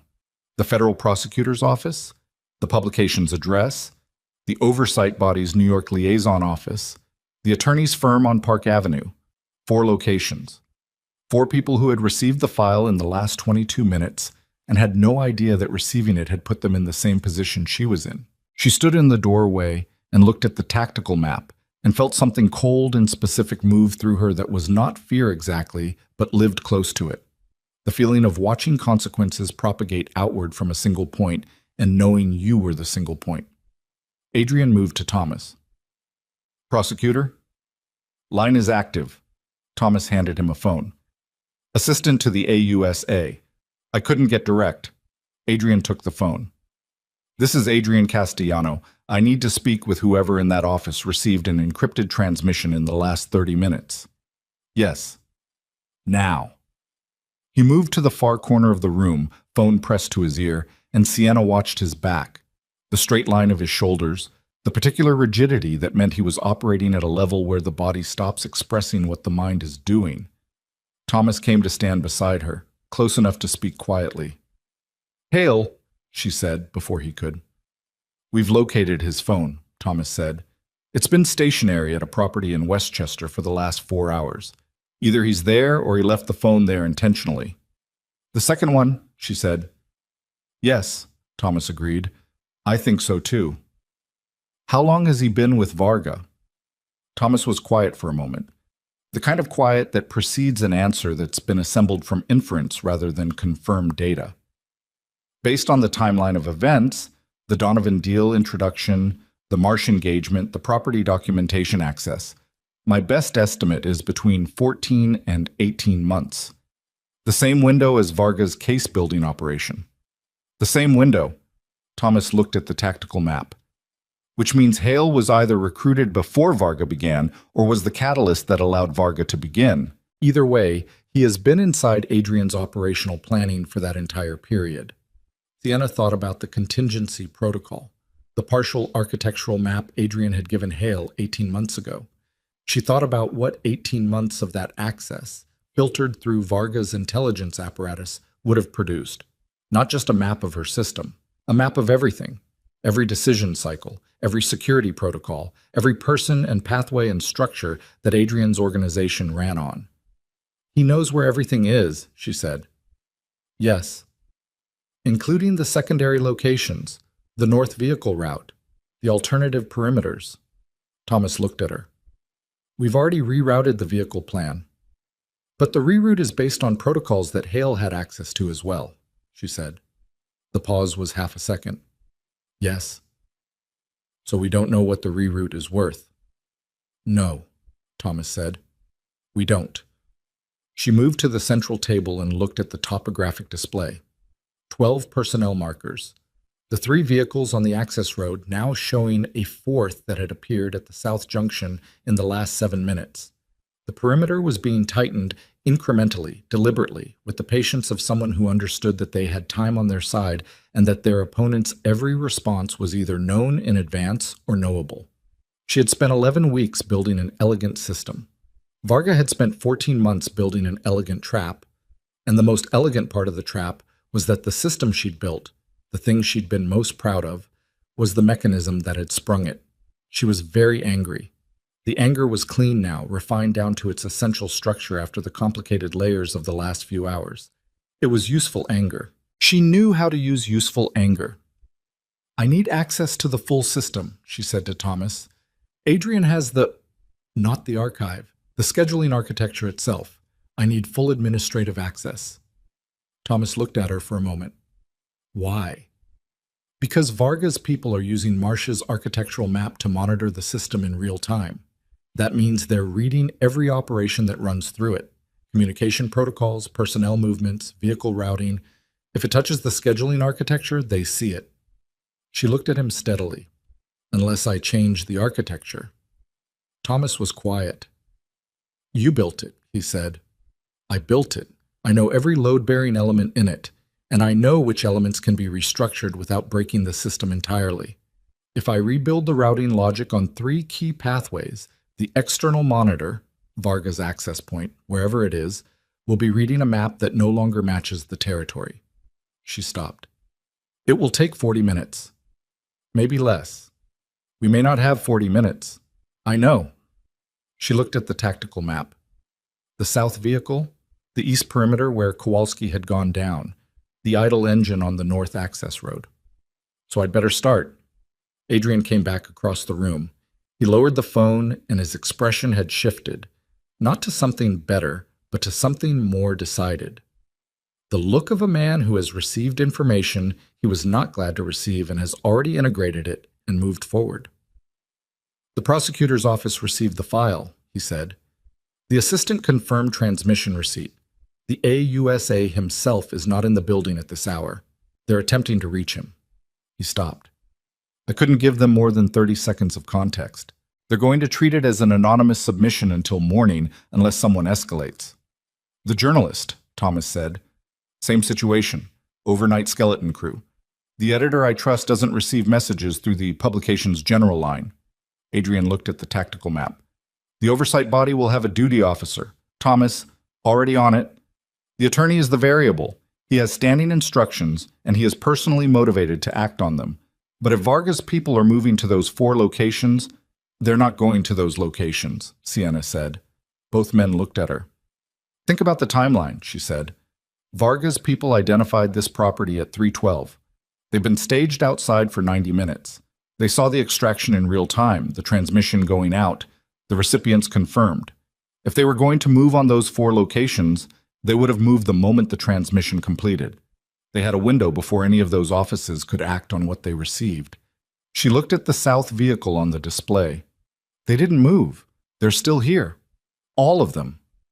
What does that tell you? Adrian said. It tells me the file isn't the primary objective anymore, she said. Or it never was. She looked at him. The file was leverage, evidence of what you had, a test of how you'd respond to pressure. But Varga is still outside with his people staged at your perimeter at 4:50 in the morning, which means there is something else he wants that the file doesn't give him. The room was quiet for a moment. He wants me, Adrian said, not with fear, with the flat recognition of a man identifying a fact. He wants a conversation, she said. That's what the idle engine is. That's what the East Perimeter Scout was. Not an infiltration, a message. He's been communicating for the last 90 minutes, and we've been reading it as threat preparation when it's actually an invitation. Thomas made a sound that wasn't quite disagreement. An invitation with 20 armed personnel. Because he's Lucien Varga, and that's his preferred way of making invitations. She looked at Adrian. He wants a meeting, direct. He's been trying to set the conditions for it since 3:12. He could have moved on this property 40 minutes ago if all he wanted was a confrontation. Adrian stared at the tactical map for a long moment. His breathing was even. She could see the calculation running, the analysis, the threat assessment, the variable mapping that she suspected ran continuously in him. The way background processes run in a computer, always active, always updating. Sienna, he said. Yes. What you said about restructuring the system architecture, how certain are you that it works? 85%, she said. The remaining 15 is the time variable. If they're actively monitoring and they notice the restructure in progress, they'll know what I'm doing. How long before they'd notice? If they're watching actively, 15 minutes. If it's automated monitoring, 30. He looked at Thomas. What do we have on automated versus active monitoring? Unknown, Thomas said. Estimate. Thomas thought for 2 seconds. Automated. Varga's people are staged outside. They're not sitting in a monitoring facility watching a screen. They sent the alert when the extraction triggered and they confirmed recipient data, but they're not running active surveillance on a system through a mountainside property at this hour. It's automated. 30 minutes, Adrian said. He looked at Sienna. Start now. She was already moving to the station before he finished the sentence. The keyboard felt familiar under her hands. The system opened the way it always did, cleanly, with the particular logic she'd embedded in its structure over 11 weeks. She navigated to the administrative layer, the deep architecture that sat underneath the operational surface, and she began. Behind her, Adrian was speaking to Thomas again, low and rapid. She tuned it to the level of background, present, monitored, not consuming bandwidth she needed. She worked the way she worked best, which was precisely and without pausing to second-guess what she'd decided, because second-guessing in the middle of a structural process was how systems broke. She found the first load-bearing pathway, the one that routed personnel movement communications, and began the restructure. Not a full rebuild, a reroute. Change the logic tree at the point where it branched toward the external-facing node, redirect it through a new internal pathway that the Marsh Architectural Review had never seen because it didn't exist yet. She was building it as she moved. Her hands were steady. She noticed them being steady and found this almost interesting. The rest of her body was not particularly steady. Her heart rate was elevated. There was a tension across her shoulders that had been there since the knock on the east room door. Her mouth was dry. But her hands knew what they were doing, and they did it without asking the rest of her for permission. 8 minutes into the restructure, Adrian crouched beside her. Not to check her work. She knew from 4 years of practice that he didn't second-guess her work once it was in progress. He crouched beside her because he wanted to speak at a level that didn't carry across the room. The meeting, he said quietly. If I request it, if I send a signal that I'm willing to talk, the conditions would be his. She kept working. Yes. His conditions will include a location, a configuration, and probably a restriction on personnel I can bring. Yes. He will also have read the extraction. He knows what's in the file and who has it, which means he knows that the file going public is now my primary leverage and his primary problem, which makes the file the thing he wants to negotiate. He wants me to agree not to push the recipients to act on it or to send a withdrawal communication. Can you do that? Yes, he said. I could send a communication characterizing the transmission as erroneous. It would reduce the urgency. He paused. It would not fully neutralize the risk for him. A federal prosecutor with documentation of financial crimes doesn't simply discard it because the source sends a second message. But it would buy Varga time. 6 to 8 weeks, possibly more. And in 6 to 8 weeks, with Hale's continued access and Marsh's architectural review, he would build something I couldn't counter. He said it without softening. This is a single-point decision. Either I go in and end it tonight, or I manage it for 6 to 8 weeks and lose. She kept her eyes on the screen. Her hands kept moving. End it how? Lucien Varga has an organization of 240 people and a criminal and financial infrastructure that has been building for 11 years. He cannot be ended in the conventional sense. He paused. But he can be ended as a threat to the specific people and operations he has targeted, which requires, at minimum, a negotiated arrangement made with sufficient witnesses and stakes to hold. You're going to negotiate a ceasefire. I'm going to offer him something worth more than whatever he gets from continuing to come at me. He was quiet for a moment, which means I need to know what that is. She stopped typing for 1 second, looked at him. You don't know what you're going to offer him. I know the category, not the specific. He met her eyes. He wants something he can't get by force. If force was sufficient, he would have moved on this property already. There's something he wants from a conversation that he can't take from a confrontation. Information, she said. Possibly. Or a guarantee. Something only you can guarantee. Yes. She went back to the keyboard. Her mind was running 2 parallel tracks simultaneously, the restructure in her hands and the negotiation problem in her head. And she let them run in parallel because that was the only way she knew how to work, and she'd stopped apologizing for it years ago. The Donovan deal, she said. He was still crouched beside her. She felt him go very still. The acquisition is legitimate, she said. The Donovan Group is clean, or clean enough. But the deal structure, the financial routing involved in the acquisition, passes through infrastructure that Varga has visibility into through Hale. She kept typing. If Varga is monitoring that deal, he can see where the capital flows are going. And if he's been monitoring it for 9 months, he knows the destination. She stopped. Does the Donovan acquisition have a downstream component that isn't in the public documentation? A beat. Yes, Adrian said. What is it? Another beat. Longer. A controlling interest in a freight logistics company operating in 3 jurisdictions where Varga has significant distribution infrastructure. She processed that. You're buying into his supply chain. Adjacent to it. Not intentionally. The logistics company was a secondary asset in the acquisition, and its operational geography wasn't... He stopped. I didn't fully analyze the territorial overlap until 4 months ago. And when you analyzed it, I understood that Varga would eventually see it as an encroachment. Did you intend it as one? The pause was the longest yet. No, he said, not initially. But you didn't divest the logistics interest? No. She was quiet for a moment, hands still moving on the keyboard. He thinks you're making a move on his distribution territory, deliberately, through a legitimate acquisition structure that he can't easily counter through his usual methods. She let that sit. That's what this is, the 14 months of case building, the Hale placement, the Marsh engagement. He's been building leverage against a territorial encroachment he believes you engineered. Yes, Adrian said, that's what I now believe. And did you engineer it? The silence was 4 seconds long. Adrian. The logistics interest was not the target of the acquisition, he said carefully. The territorial overlap was identified after the deal was structured. The decision not to divest was made because the logistics operation has significant legitimate value independent of the territorial question. He stopped. All of that is true. And the other thing, she said, the thing that's also true. He didn't answer. You knew it would pressure him, she said.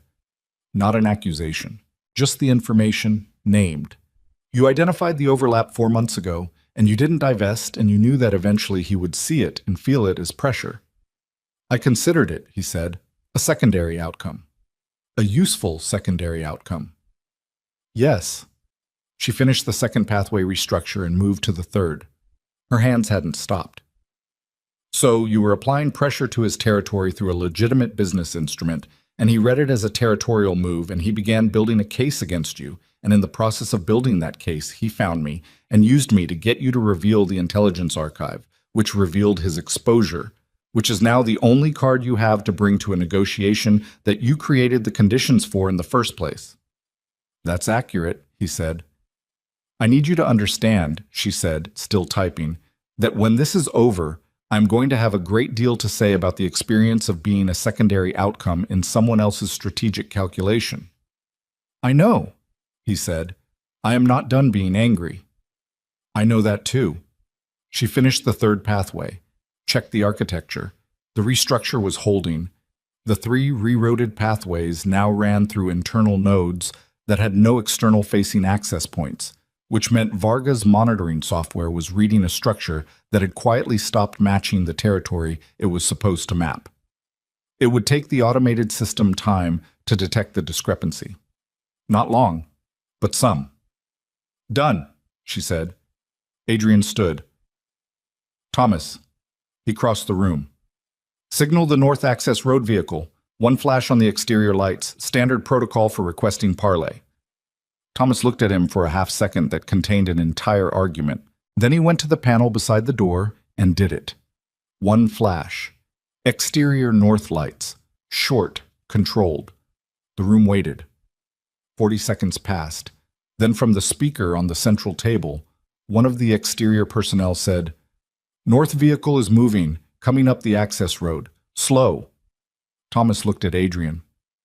1 vehicle or all of them? 1. The speaker said.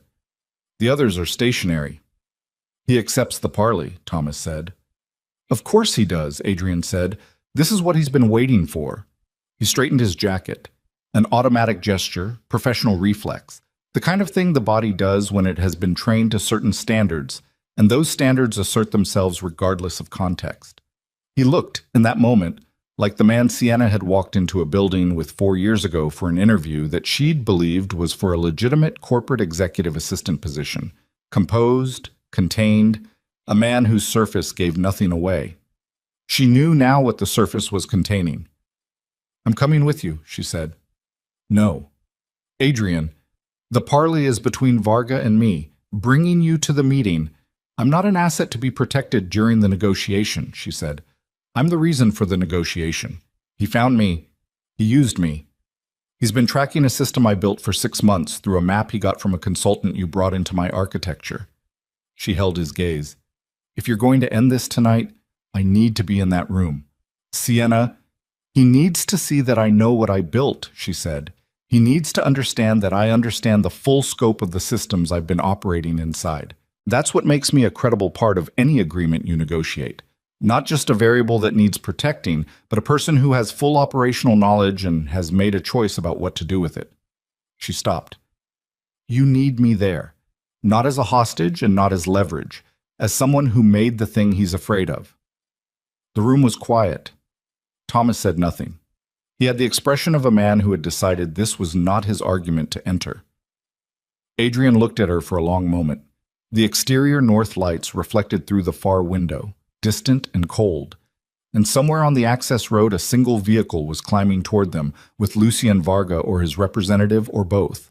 And the 12 personnel on the perimeter held their positions, and the mountain held its cold, and in the operations room at the center of all of it, a man who had spent 4 years deciding what Sienna Vale needed to know was looking at her, and, for once, not deciding. Stay 1 step behind me, he said. Don't speak first. Don't react to anything he says before I do. Understood. If he makes an approach toward you, he won't, she said. I'm not a threat to him, and he knows it. I'm information. He'll treat me as information. Adrian held her gaze for 1 more second. Yes, he said. He will. The forecourt was cold and fully lit when the vehicle arrived. Adrian had instructed the exterior lighting to full operational level, not an aggressive gesture, a transparent one. This is what we have. This is where we stand. Varga would read it correctly. He read everything correctly, which was the quality that made him dangerous, and, in this specific circumstance, the quality that might make a negotiation possible. The vehicle that stopped in the forecourt was a black sedan, Understated, no visible security modifications, which was itself a kind of statement. The driver remained inside. The rear door opened and a man got out. Sienna had never seen Lucien Varga in person. She had heard his name in corridor fragments, understood his organizational weight from context, assigned him a face in her imagination that was probably wrong. The reality was a man in his late 50s, medium height, wearing a dark overcoat over a suit that was not as expensive as Adrian's but was worn with more comfort, as if he'd stopped performing for his clothes some years back and they had adjusted accordingly. His hair was gray and close-cropped. His face had deep lines and the particular stillness of someone who had learned, probably through direct experience, that movement costs more than stillness. He looked at Adrian first, then at Sienna. His gaze moved over her with the systematic quality of assessment, not hostile, not dismissive, simply comprehensive, the way you look at a document you've heard about and are now reading for the first time.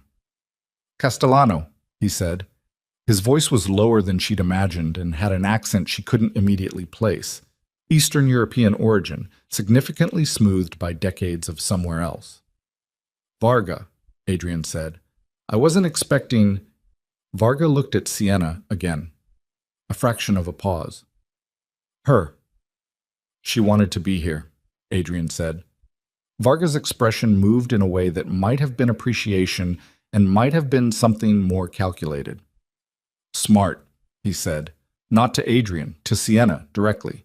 She didn't respond. She'd agreed to the terms. "Inside," Adrian said. "I'd prefer out here," Varga said. "I spent 7 weeks in a room with no windows in 2009, and I find I am not fond of rooms at present." Adrian looked at him for a moment. Then, with the specific deliberateness of a man making a small concession to set a tone, "Fine." They stood in the forecourt, the three of them, in the cold and the full light, with the mountain above them and the security perimeters holding their careful distances, and the sedan in the forecourt and its driver who had not moved. "The file," Varga said. "Your transmission." "Goes public if anything happens to me, her, or the 4 recipients," Adrian said. "You know that already?" "Yes." Varga put his hands in his overcoat pockets. "I've read it. The architecture of what you've collected is impressive. 11 months. He said the number without inflection, but the number carried weight. "You spent 11 months preparing that." "I spent 11 months ensuring I had a reason not to use it," Adrian said. "There's a difference." Varga looked at him. "Victor Hale," he said. "Yes." "He came to us," Varga said. "I want you to understand that. I did not recruit him. He identified himself as someone with access to your operation and a willingness to share that access in exchange for specific considerations." He paused. "I accepted his offer. That is my responsibility, and I don't minimize it. But his choice was his own." "What considerations?" Adrian said. "Financial, and a guarantee of position in a restructured organization." Varga's mouth moved slightly. "He believed your organization was declining, that I was the ascending force, and that positioning himself with me was the correct long-term calculation." He stopped. "His calculation was not without logic given the information available to him." "And now," Adrian said. "And now," Varga said, "the information available to him has changed." Sienna was watching Varga's face while he spoke.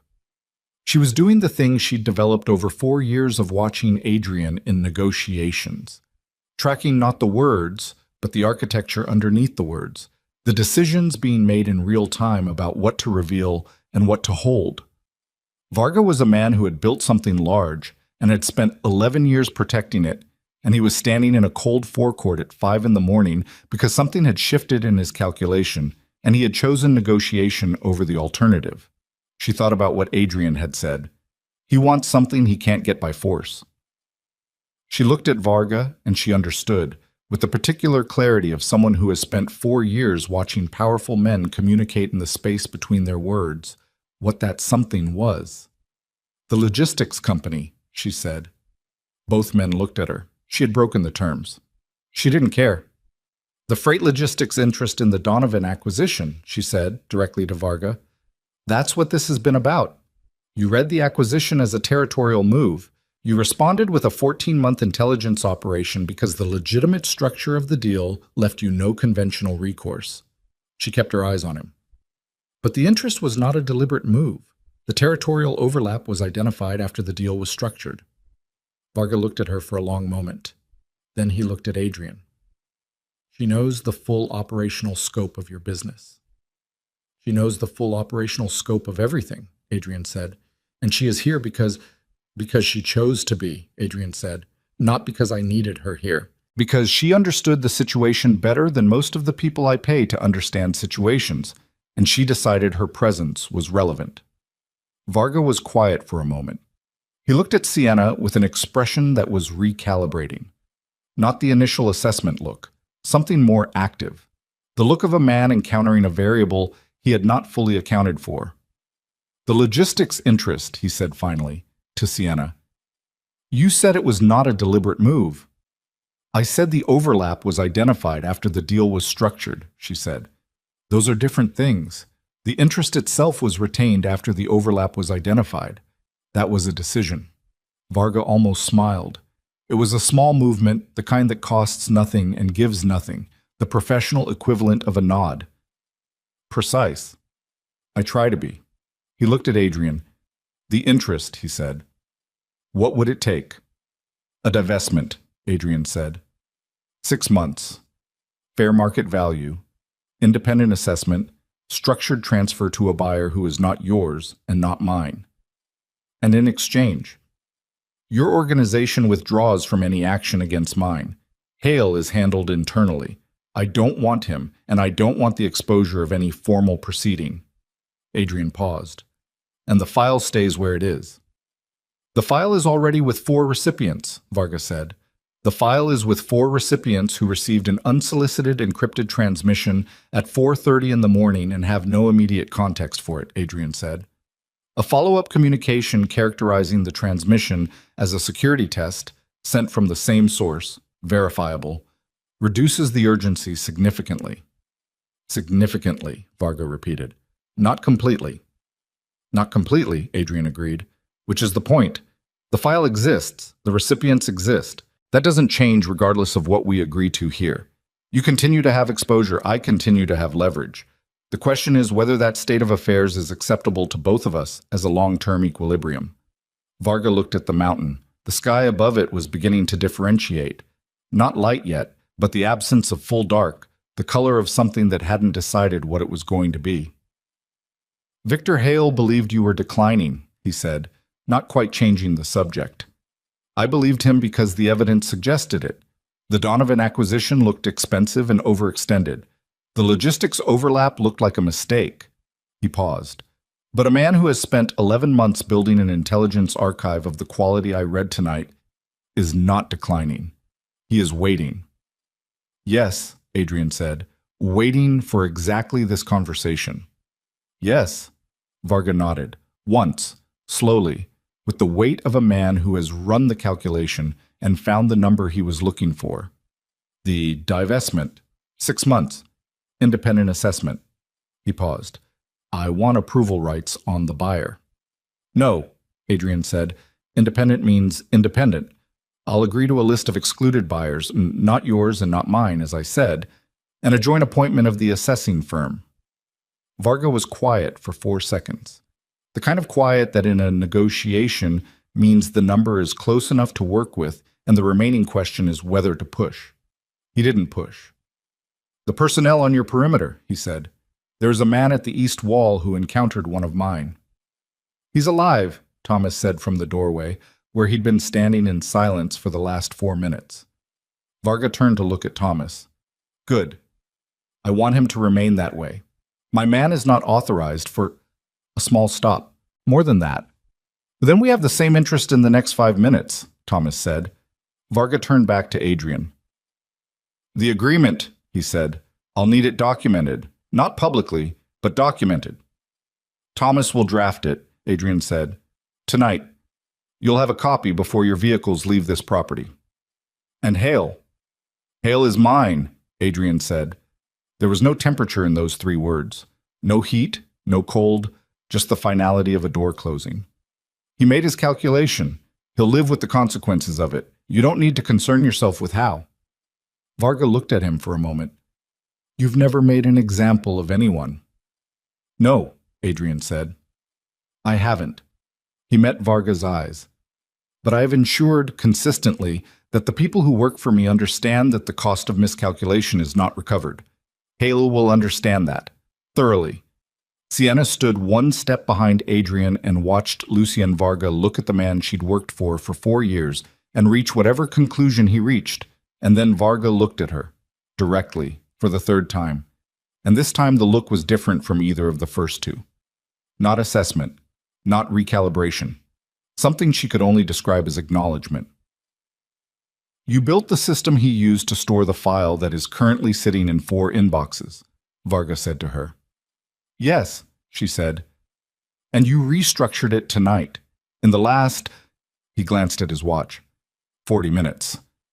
So that whatever my monitoring was reading no longer matches what's actually there. She didn't confirm it. She didn't need to. You are very good at what you do, he said. I know, she said. Something moved in his expression, the almost smile again. And what are you going to do next? It was a genuine question. She could hear the genuine in it, underneath the strategic surface, the way she'd learned to hear the real thing underneath the performed thing in 4 years of working for a man who had spent a long time keeping them separate. She looked at Lucien Varga, who had spent 14 months building leverage against a territorial pressure that had started as a mistake and become a choice, who had sent a scout to an east perimeter and an idling engine to a north access road, and a text message that said, we already know, and had climbed a mountain at 5 in the morning to stand in cold light and negotiate instead of escalate. She thought about what she was going to do next. She thought about the system she'd built and what it had been used for and what she now understood about the distance between the work you do and what the work becomes. She thought about 4 years. She thought about 11 minutes. She was about to answer when the radio on Thomas's belt produced a sound. Short, sharp, a single burst of static. And Thomas's hand went to it immediately, and the one word that came through the static was enough to change the shape of every person in the forecourt. The word was Hale, and the voice that said it had the specific compression of someone reporting from a position that has just become dangerous. Thomas, Adrian said, not looking away from Varga. Report. Thomas pressed the radio. Say again. The static returned. Then the voice, one of the perimeter personnel, southeast position, came through with 6 words that hit the cold forecourt air like something physical. Hale is on the property, armed. Sienna felt Adrian go still beside her with a completeness that was different from any stillness she had seen in him before. Not the stillness of control. The stillness of a man who has just understood that the negotiation he was in the middle of was never the real problem, and the real problem had just walked through a perimeter that Hale himself had mapped and was somewhere in the dark of a mountain property moving toward a specific target. Varga turned.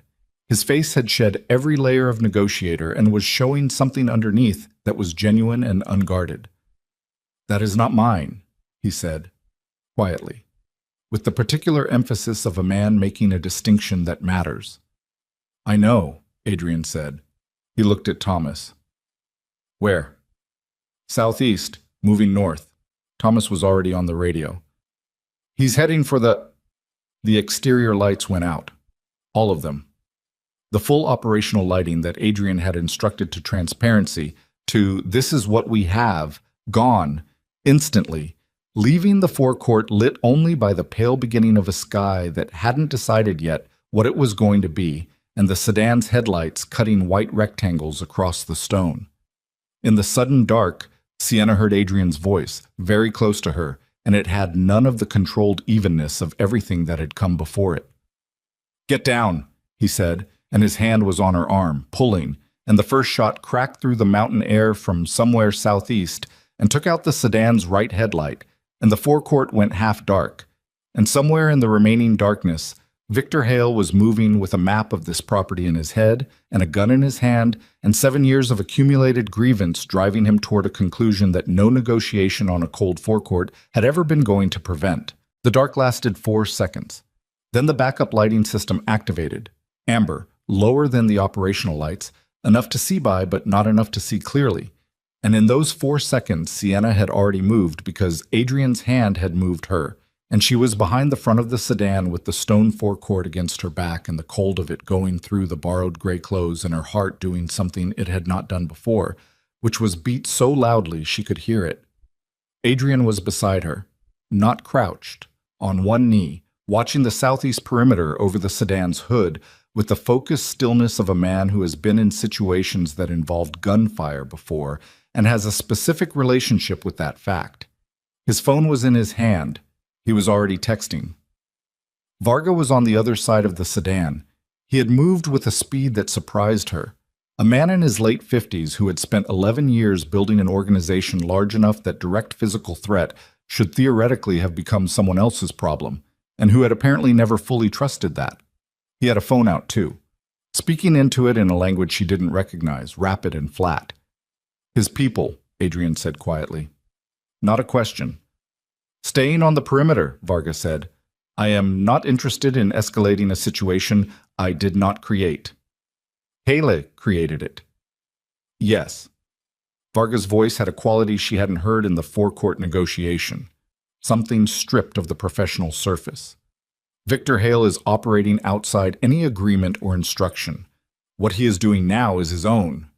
Another shot, this one closer, from the sound of it, somewhere inside the property's north tree line, which meant Hale had moved faster than the perimeter report had suggested or had come in from a different approach than southeast.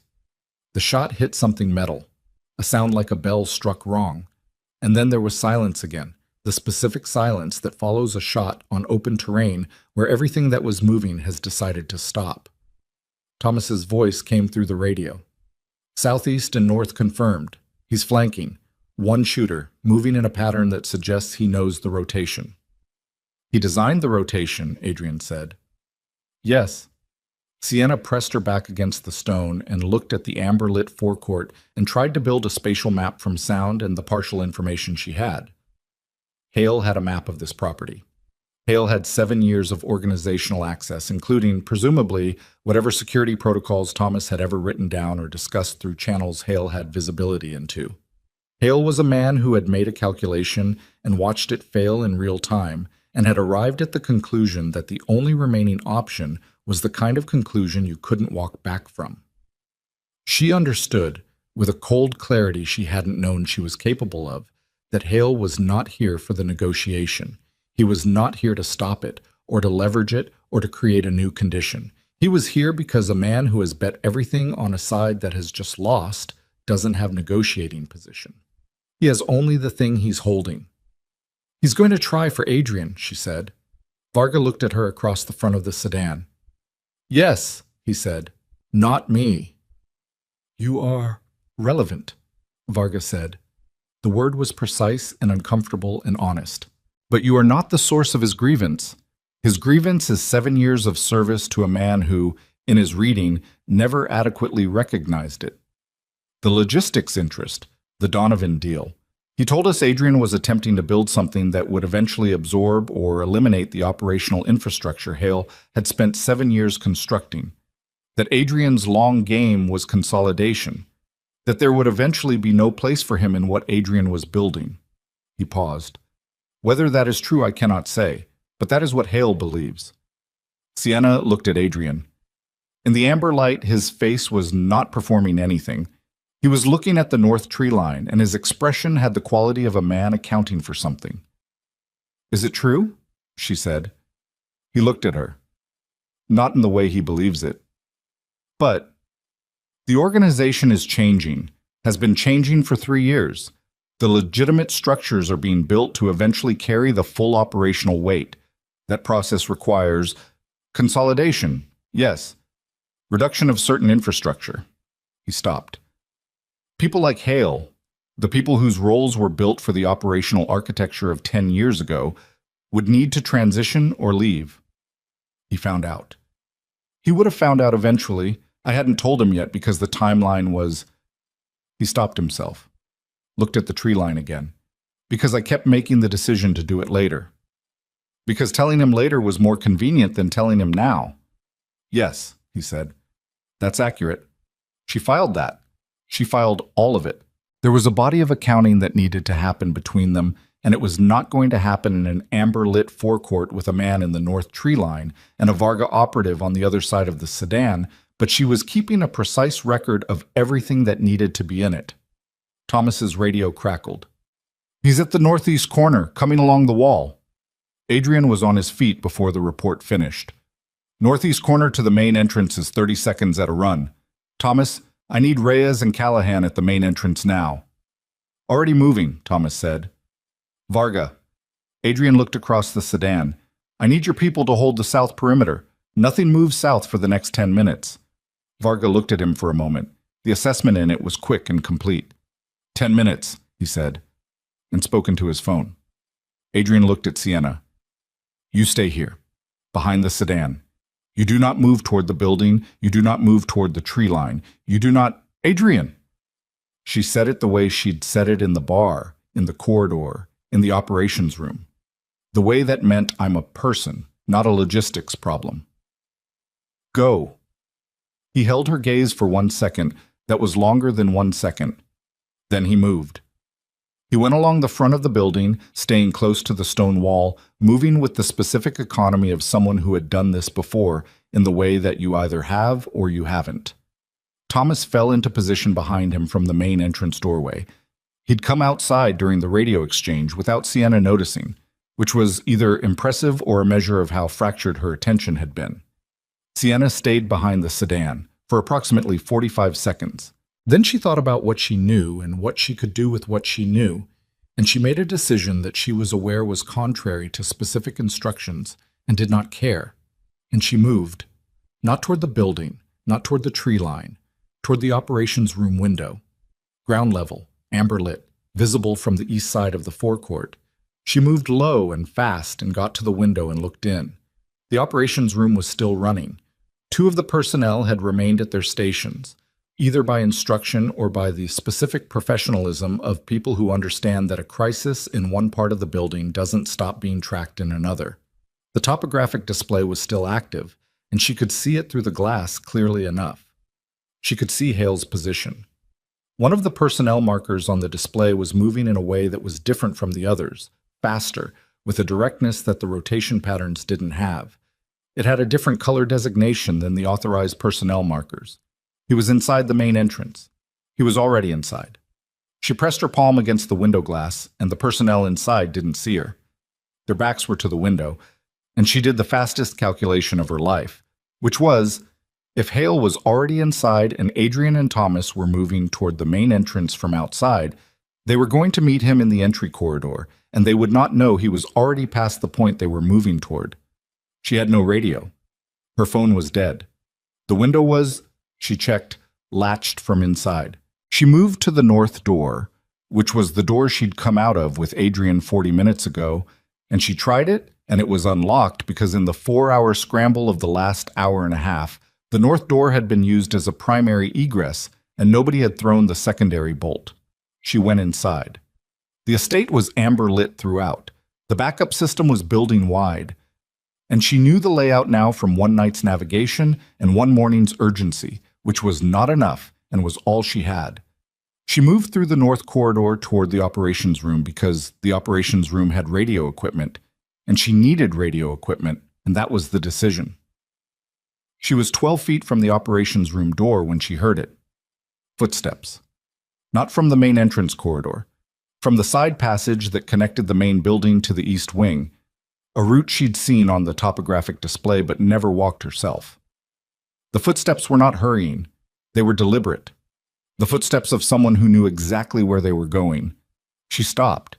She pressed herself against the wall of the north corridor, and she breathed as shallowly as she could manage, and she thought very clearly and rapidly about the geometry of her situation. The operations room was 12 feet ahead. The footsteps were behind and to her right from the east wing passage, coming toward the intersection that would bring whoever was walking into this corridor in approximately 7 seconds.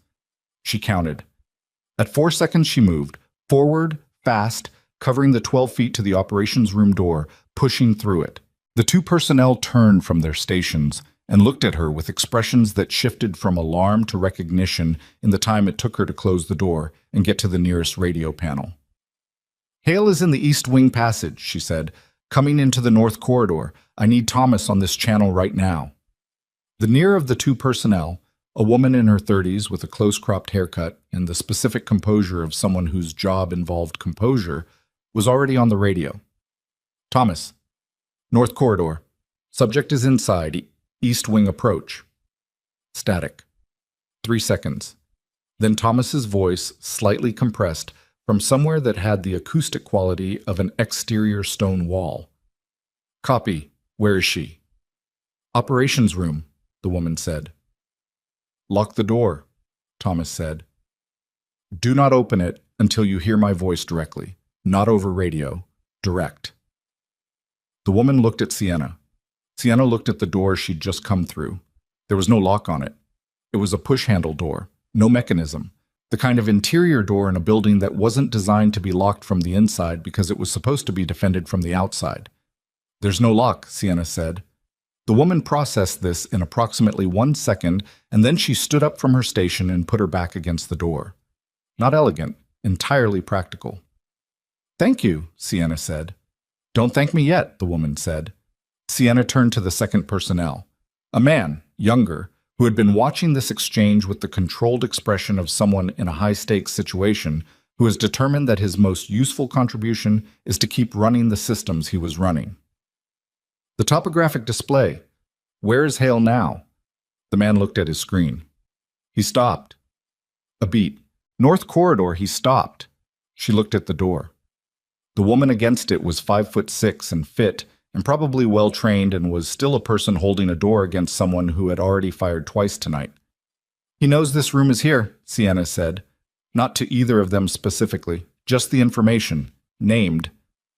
He has the property layout. He knows this is the operations center. Yes, the younger man said. He does.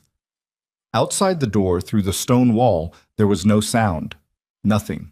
The amber light hummed its quiet hum, and the topographic display updated in its measured intervals, and somewhere on the forecourt, Lucien Vargo was on his phone maintaining a south perimeter, and outside the east wall.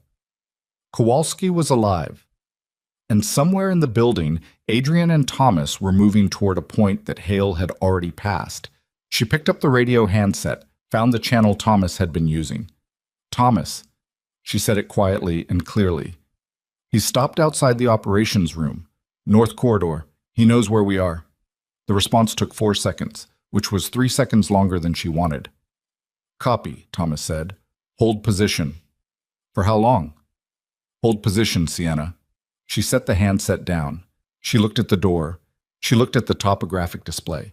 She looked at the woman standing against the door with her feet planted and her jaw set and her hands at her sides in the position of someone who had decided this was where they were standing and that was complete. Then the display marker moved. He's moving, the younger man said, away from the door, west, toward... He stopped. Main entrance corridor. Adrian. The main entrance corridor was where Adrian had been moving. Thomas. She had the handset again. He's heading for the main entrance corridor. He's heading for Adrian. The response this time was immediate. Moving. She heard it then, through the stone, muffled but unmistakable. Not a shot, something else. The sound of a collision that was physical and close and had the weight of 2 large men in a confined space behind it. Then something that was a raised voice, short and cut off. Then silence. She was at the door before she'd decided to move. The woman against it stepped aside, also before she'd decided to, which Sienna appreciated in a way she didn't have words for. And Sienna went through it and into the north corridor and turned west toward the main entrance corridor and moved. The main entrance corridor was 30 feet of stone flooring with overhead lighting that, in the backup system, gave it the quality of a place that has been found rather than built. And at the far end of it, at the point where it opened into the main entrance hall, 3 men were arranged in a geometry that she processed instantly and completely. Hale was in the center of the corridor, facing toward her but not looking at her, looking at the man in front of him, which was Adrian, who had come from the main entrance and was now between Hale and the door. Thomas was behind Hale, which meant Hale was bracketed, which should have resolved the situation, except that Hale had the gun at his side in a way that was not surrender and not active threat, but was very specifically the position of a man who has not decided yet. Adrian was looking at Hale with an expression Sienna had never seen on him before. Not the cold calculation of threat assessment, not the managed distance of professional control. Something older and more complicated. The expression of a man looking at someone he had known for 7 years and finding in that face the specific damage of a thing that had gone wrong slowly enough that neither of them had seen it happening. "Victor," Adrian said. His voice was quiet. No operational control in it. Just his voice. Hale looked at him. He was breathing hard. A man who had moved through a mountain property in cold air, who had fired twice, who had been running a plan that had just collided with a reality that didn't match his map. He was in his 50s, silver-templed, and in the amber light of the corridor he looked less like the man Sienna had met twice in formal meetings, and more like what he actually was, which was someone who had spent 7 years being essential to something and had watched that essentialness begin to expire. "You were going to cut the operations," Hale said. "Not an accusation, a statement, the kind that has been held for a long time and has calcified." "Not cut," Adrian said. "Transition. For you there's a difference. There's always a difference between those two things. Not for me." Hale's breathing was audible. "Not for the people who built what you're planning to replace." He looked at Adrian with something that was not hatred. She had expected hatred, and this was not it. It was something more worn than hatred. 7 years. I built the operational logistics of this organization from a regional operation into what it is. I hired the people. I structured the routes. I designed the protocols that Thomas uses, that everyone uses, and you were going to transition me out like an outdated system. "I was going to offer you a role in the legitimate structure," Adrian said. "You were going to offer me a desk," Hale said. "Managing compliance documentation for a holding company. I've seen the org chart. Thomas showed me the transition framework 6 months ago without realizing I'd understand what I was looking at." Adrian's jaw moved, the small horizontal tightening she knew. "I should have talked to you," he said. Hale looked at him. The gun was still at his side. Thomas was still behind him. The corridor held all of it, amber and close. "Yes," Hale said. "You should have." "I didn't because I kept deciding to do it later. That's the truth." Adrian said it without qualification. The way he'd said "I know" to her in the forecourt, not strategy, just the fact, delivered plainly. "I made the same mistake with you that I've made with the people I value most, which is to believe that the work of protecting something is a substitute for the work of being honest about it. It isn't." Hale looked at him for a long moment. The gun moved, not raised, the opposite. His hand opened and the gun tilted away from his palm, and Thomas stepped forward and took it with the practiced efficiency of someone who had been waiting for that exact movement, and then it was done. Not dramatically, not with a speech or a moment of visible resolution. Just a man whose hand opened and a gun that changed hands, and the specific exhaustion of someone who has reached the end of a decision that was wrong from the beginning and has finally stopped carrying it. Hale put his back against the corridor wall and slid down it until he was sitting on the stone floor. He put his hands on his knees and looked at them and did not say anything else. Thomas secured the weapon and looked at Adrian. Adrian looked at Hale on the floor. He crouched down, eye level. "The way you talk to someone who is done standing." "You fired twice," he said.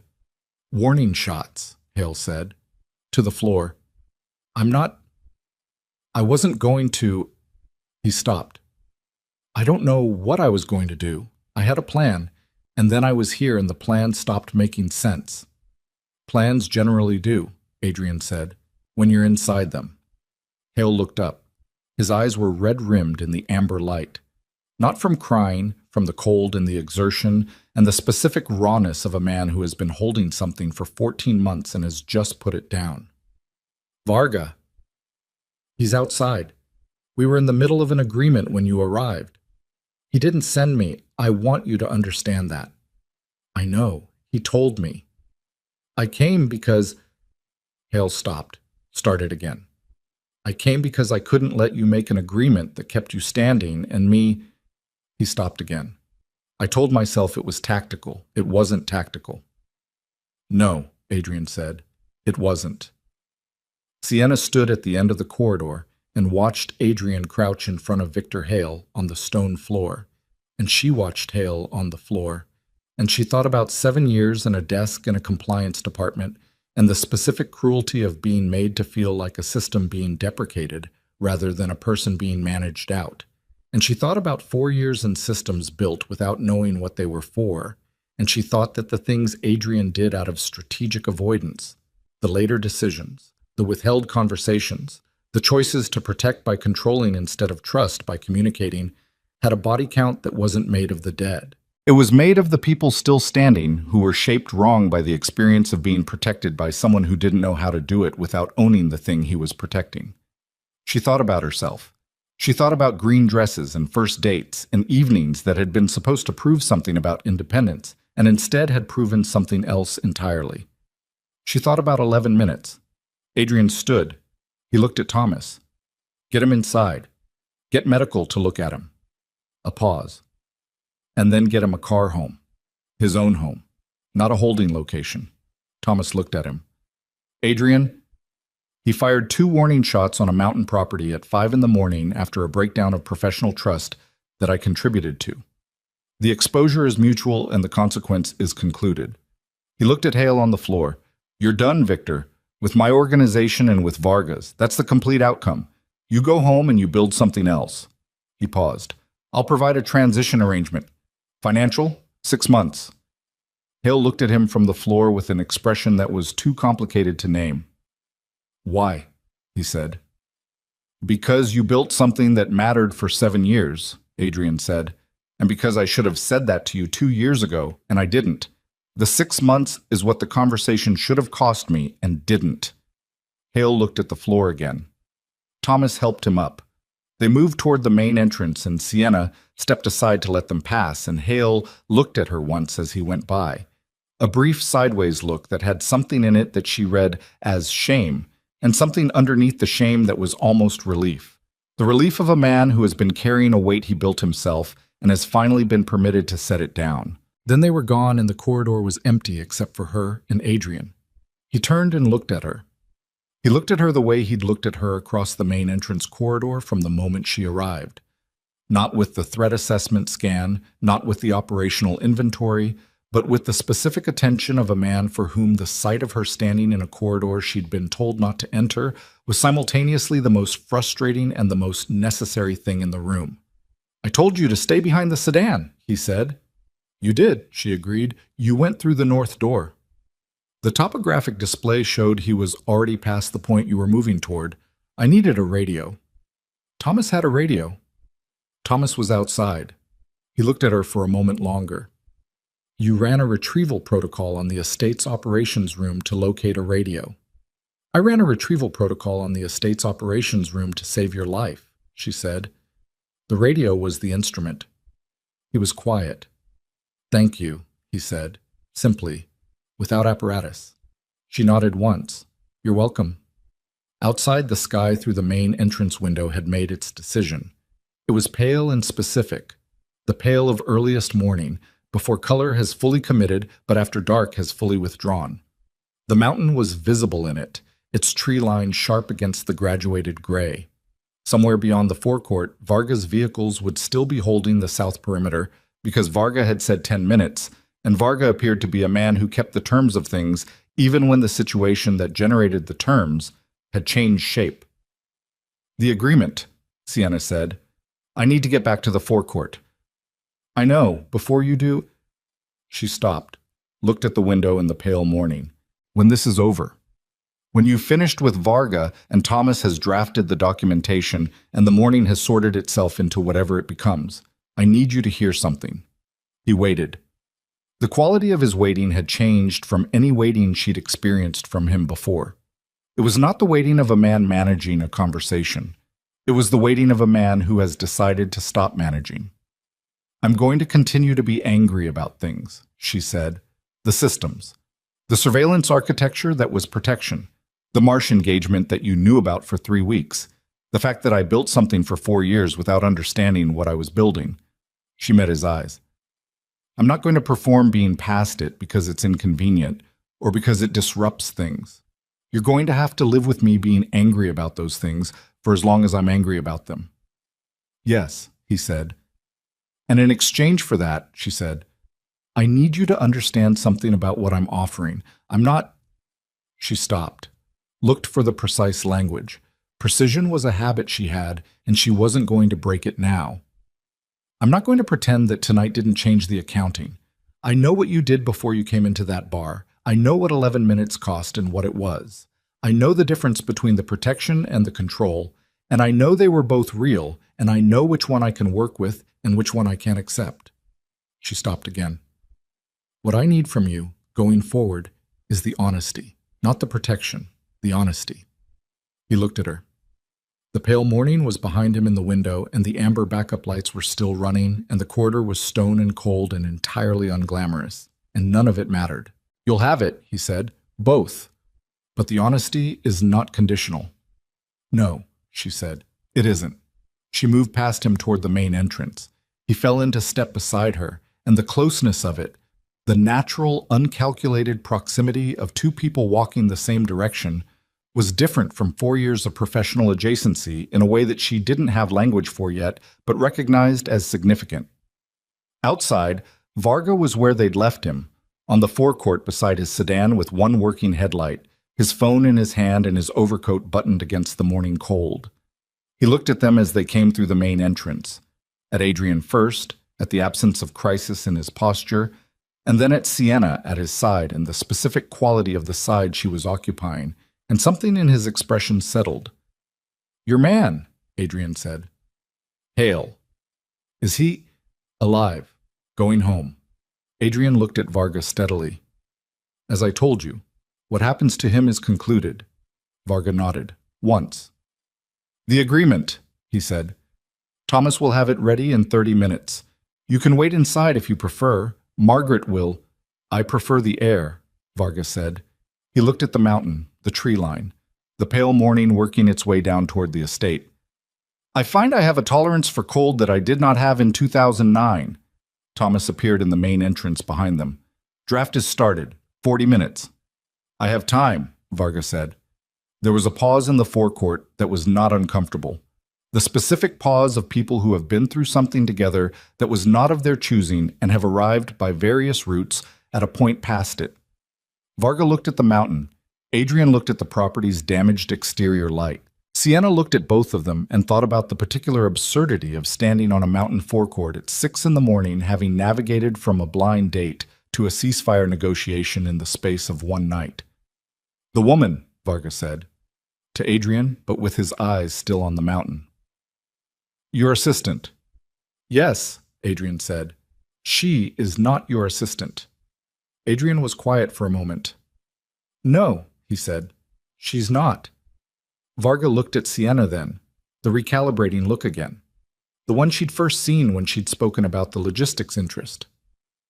What are you going to do with the systems you built, he said. Not aggressively, genuinely. Rebuild them, she said, with full knowledge of what they are, or dismantle the parts that shouldn't exist. She held his gaze. That's the project now, deciding which is which. Varga considered this. You would need people you trust to do that properly. Yes.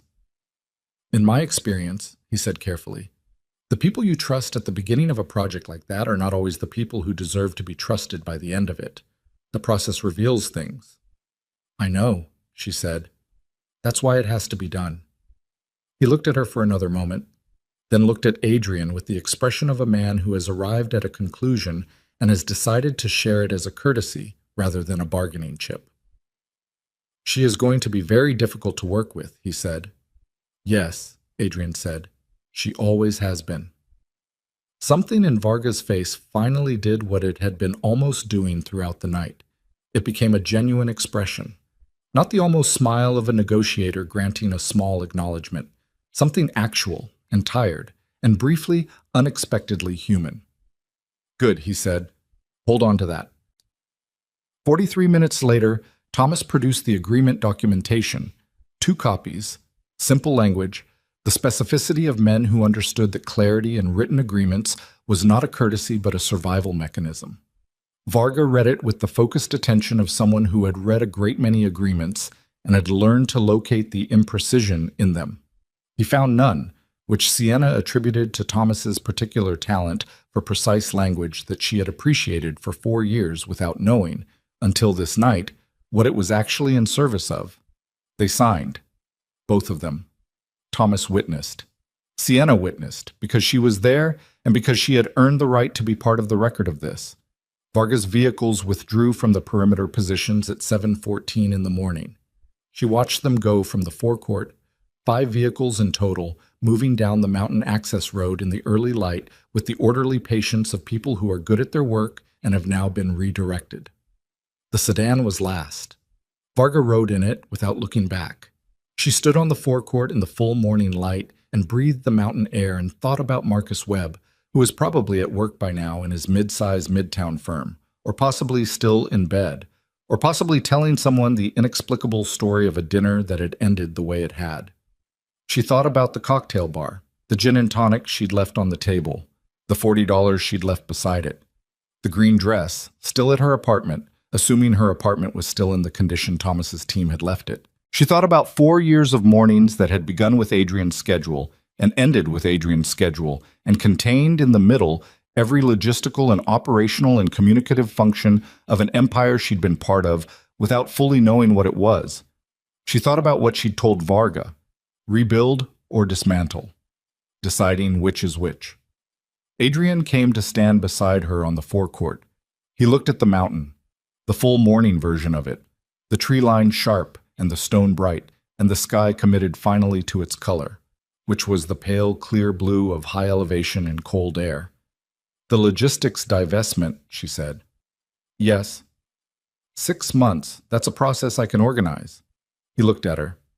That's not your job anymore. I know what my job is, she said. I'm saying I can organize the divestment process. Because I understand the system it runs through, and I understand the operational geography, and I know what documentation the transfer requires. She looked at him. As a professional engagement with defined scope and appropriate compensation, not as your assistant. He held her gaze. What are you then? She thought about it, genuinely, for a moment. Someone who built something she needs to understand completely before she decides what to do with it, she said. And someone who is going to need time, with all of it. With you, with the accounting of 4 years. Yes, he said. And I need you to not manage the time, she said. I need you to let it be the actual amount of time it takes and not optimize it. I understand. Do you? He was quiet for a moment, the honest quiet, the one that meant he was considering it genuinely rather than preparing a response. I understand it as a principle, he said. I will likely default to optimization instinctively, and you will probably need to tell me when I'm doing it. I can do that, she said. The morning settled around them. The estate behind them was beginning its quiet day. Margaret moving through the interior, the operations room personnel returning to something closer to ordinary function, Thomas somewhere drafting follow-up communications that would turn a 5 in the morning forecourt agreement into a documented structure with real-world teeth. The perimeter markers on the topographic display would be cycling through their rotations, the personnel professional and methodical, the systems doing what systems do when the acute crisis has passed, and the chronic one, the ongoing work of maintaining anything, resumes. Weeks pass the way weeks do when you are doing hard work on something complicated. Thomas located the full extent of the monitoring access Marsh had built into the system architecture, and Sienna dismantled it. Not in 1 session, but in 12, working carefully and precisely through the structure she'd built, identifying each node that had been compromised, removing the external access points, and rebuilding the internal logic around the gaps. It took 23 days. She found, on the 14th day, a secondary access layer that she hadn't known to look for, something Marsh had embedded in a section of the architecture she'd built in week 3, before she'd gotten to the parts she was proudest of, when the system was still somewhat rougher. She sat with it for an hour before deciding what to do with it, and what she decided was to tell Adrian immediately, which she did, and which he received without managing, which was progress. Victor Hale did not return. The 6-month financial arrangement was administered through Thomas, who handled it with his characteristic precision and without commentary. Hale opened a logistics consulting firm in New Jersey 6 weeks after the mountain. It was small and legitimate, and had nothing to do with anyone in this story, which Sienna considered a satisfactory outcome for everyone involved. The federal prosecutor's office received a follow-up communication, carefully worded, technically accurate, that contextualized the original transmission as a proactive disclosure in an ongoing compliance review. The AUSA assigned to it filed it in a way that kept it accessible without making it urgent. Whether it would become urgent again someday was a question that belonged to the future, which was the appropriate place for it. The attorney on Park Avenue acknowledged receipt and filed the documentation according to standing instructions. He asked no questions, which was why he'd been selected. The journalist asked questions. She was good at her job. The questions were met with a statement from Thomas that acknowledged the transmission, provided selective context, and said, with precision, nothing that constituted either confirmation or denial of anything specific. The journalist published a story 3 weeks later about Varga's financial infrastructure that was substantive and damaging, and that she had clearly been working on independently for some time. The transmission had provided at most direction. The work was hers. The logistics divestment closed in 5 months and 4 days, slightly ahead of the 6-month window, because Sienna had organized it, and she was good at organizing things, and the scope was defined and the compensation was appropriate, and none of that had changed regardless of everything else that had. In the 6th month, on a Thursday evening in late autumn, when Manhattan had decided to be genuinely cold for the first time since March, Adrian asked her if she wanted to go somewhere. She asked where. He said, West 52nd and 6th Avenue. She looked at him for a moment with the specific look she had developed for moments that required her to assess whether he was being deliberate or was operating on instinct. He was being deliberate. She could tell. "You want to go back to the bar?" she said. "Yes." "Why?" "Because it's where things went wrong," he said, "and I'd like to have a version of it that's different." She considered this. "That's not how that works," she said. "You can't overwrite the first version by doing a second one." "No," he agreed, "but you can add a second version to the record, and the record becomes the whole thing." She looked at him for a moment longer. "No bodyguards," she said. "No." "No tracking application." "I removed it 6 weeks ago." She hadn't known that. She filed it. In the column of things he'd done without announcing them, the small deliberate corrections of old habits. The column had been growing for weeks. She'd been keeping track. "I'll need to change," she said. "Take your time," he said. And he meant it, which she knew because his body didn't carry any of the impatience of a man managing a weight. He sat down in the chair in the corner of the office, the chair that was technically a guest chair, but that she had begun to think of as his chair because he had started sitting in it in the evenings when the day's work was winding down and the building emptied and there was no particular reason to leave. And he picked up a document from the side table and read it, and he waited. She went and changed and came back, and they walked out into the cold Thursday evening and took a cab, not a car service, which was a choice that cost him something by way of habit, and that she appreciated without saying so because some things are appreciated in silence. Lore and Rye was the same. Dark wood and amber lighting and bartenders who remembered drinks. The table by the window was available, which felt either like coincidence or like something else. And she decided it was coincidence because that was the honest interpretation. They sat. The waiter came and she ordered a gin and tonic without deliberating. She'd decided, the first time, and the decision still held.